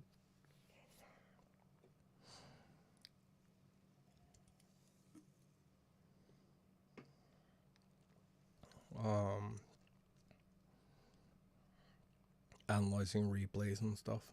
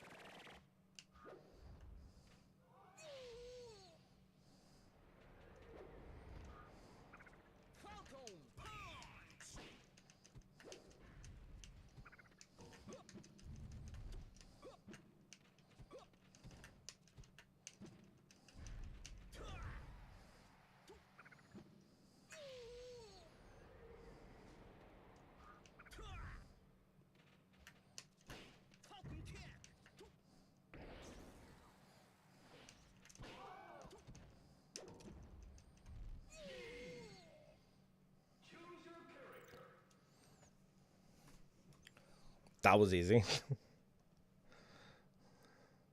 See, it's not always about like perpetually styling on someone.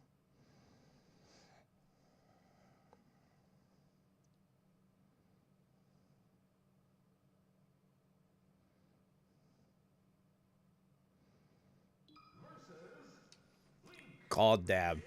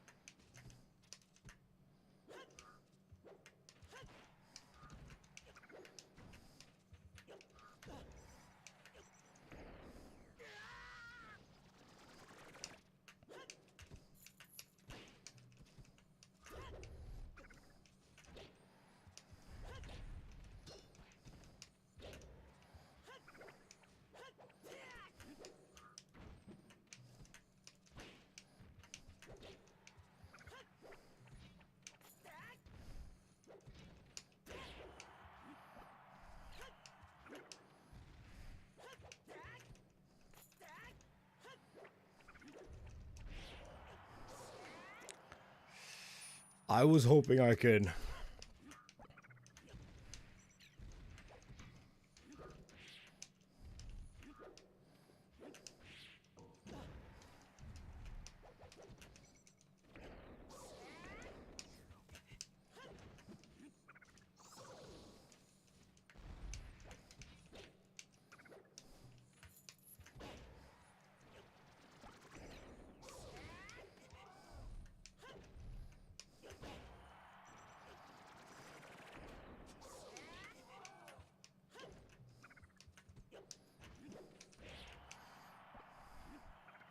See, that's so goddamn bullshit, dude.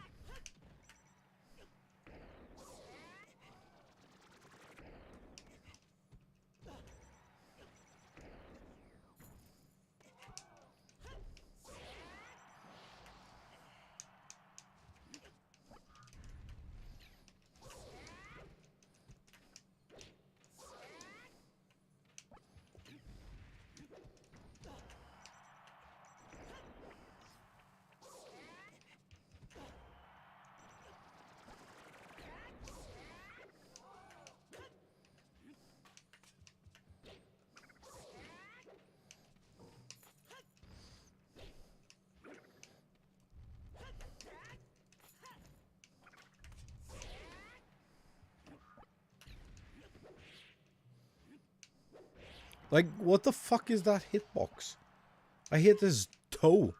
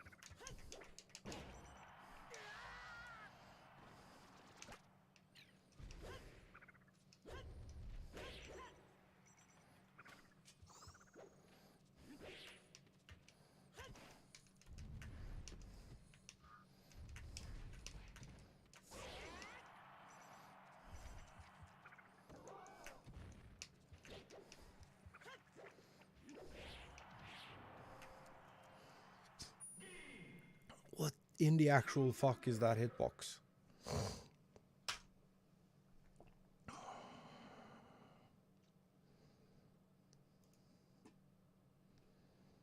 You don't have frame data here. Fuck. Where is my frame data? Blippi.gg.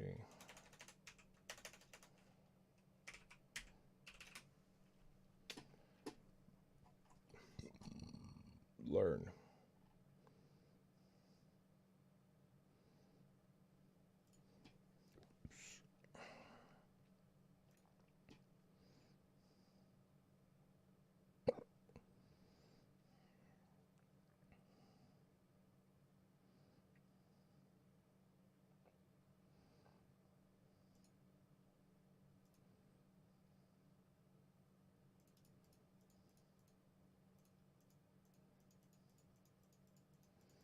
Oh, do we not get the activation frame for this? Oh yeah, we do.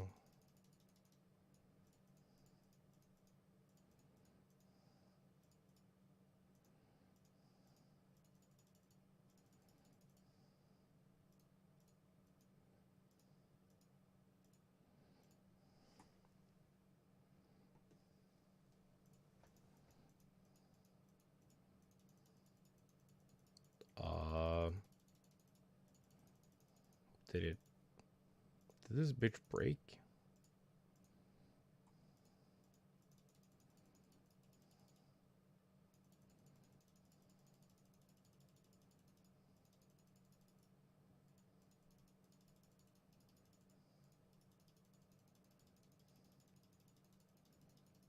Here we go.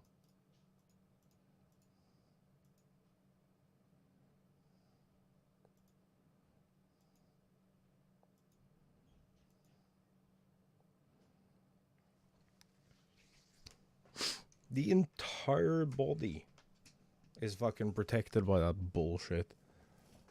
How the fuck are you supposed to counter that other than stay the fuck away?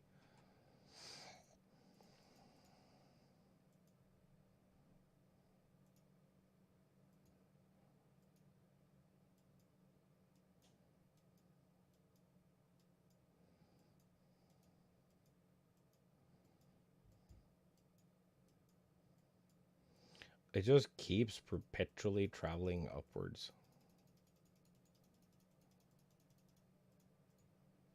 until it ends. Frame 49.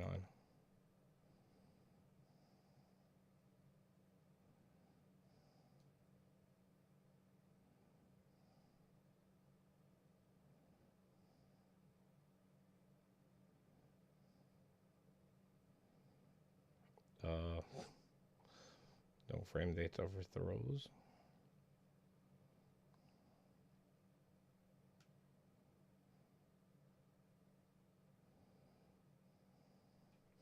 Most of this is like pretty straightforward.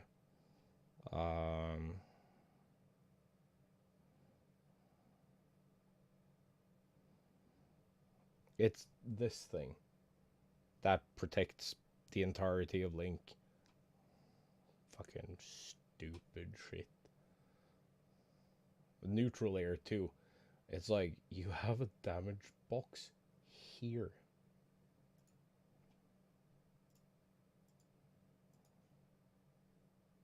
So it's like the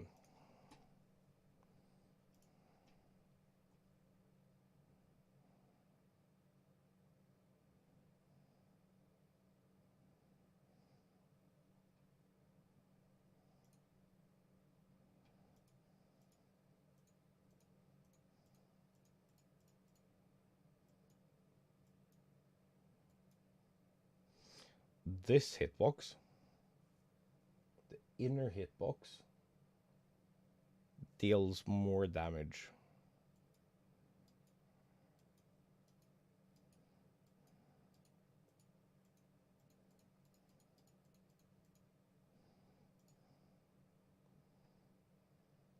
For some reason.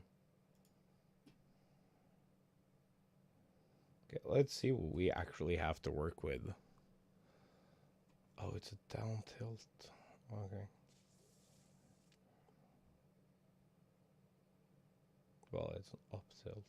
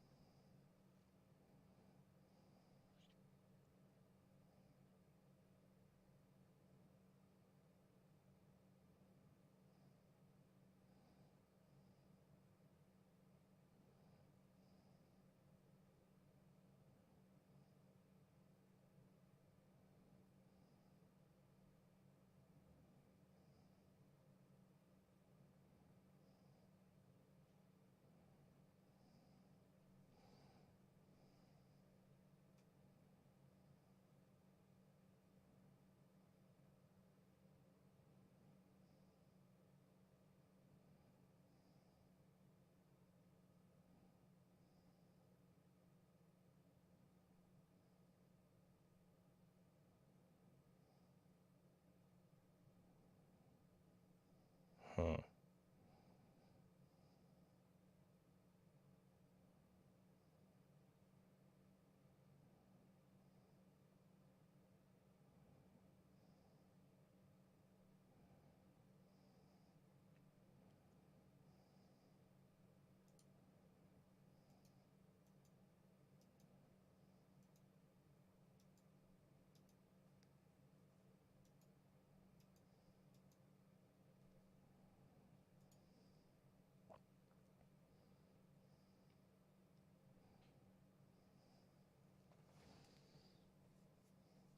Yeah, see.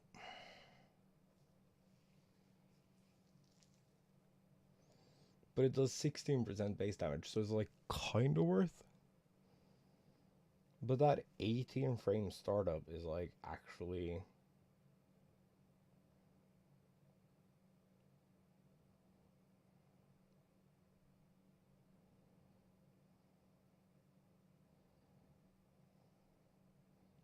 It actually messes me up as far as like using it for anything. No, did Discord go down? No.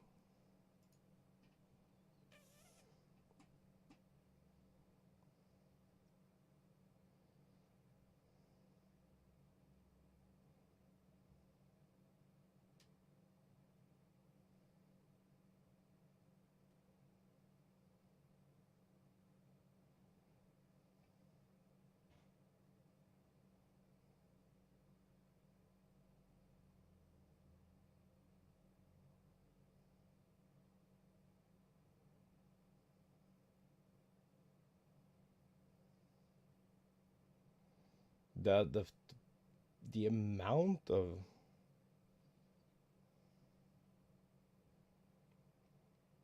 time people have spent like collecting all this data and like helping you make all characters viable. It is really, really fucking impressive.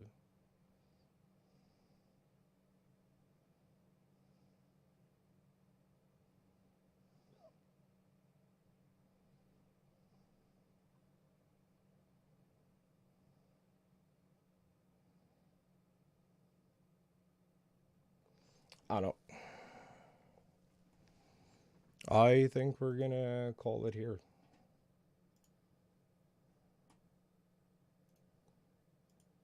Go grab some food. And like chill for a bit.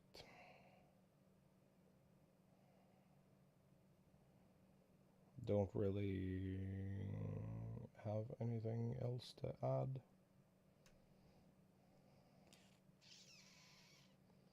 What's my evening plans? I don't know. Probably just like exist on the couch. Try to find something to watch.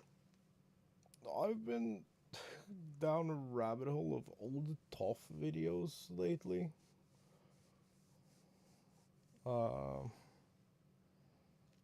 He has some interesting insights to this game that I haven't thought about.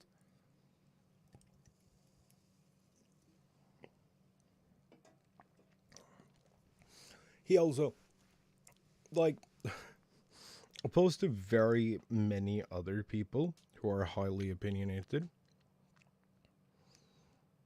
he is also, like, really well reflected and well spoken on the topic.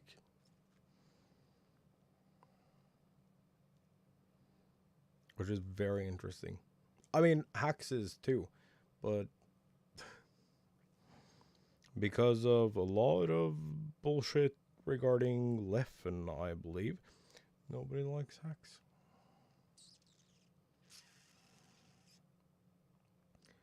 But listening to Hacks explain, like, why he chose certain values for, like, the box controller and stuff,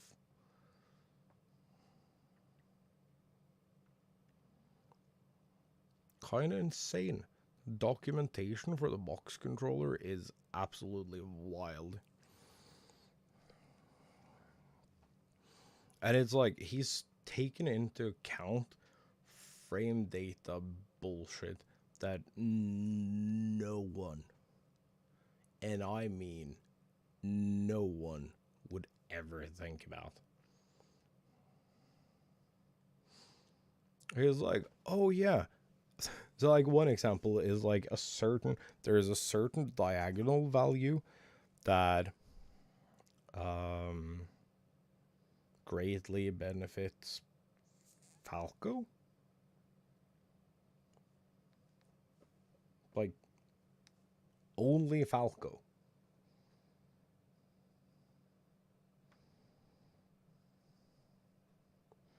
So he decided to nerf that by like one analog point or something, because that would make that oddly specific tech like in line with the GameCube controller. Like watching his videos on the box is actually worth it, even if you don't play Melee at all. Just looking at all the data he put into that documentation is actually insane. So like if you're interested in controllers, that is a thing that is worth checking out. Highly recommend. It's super interesting. But yeah, that's it for me. I'll catch y'all tomorrow. Bye-bye.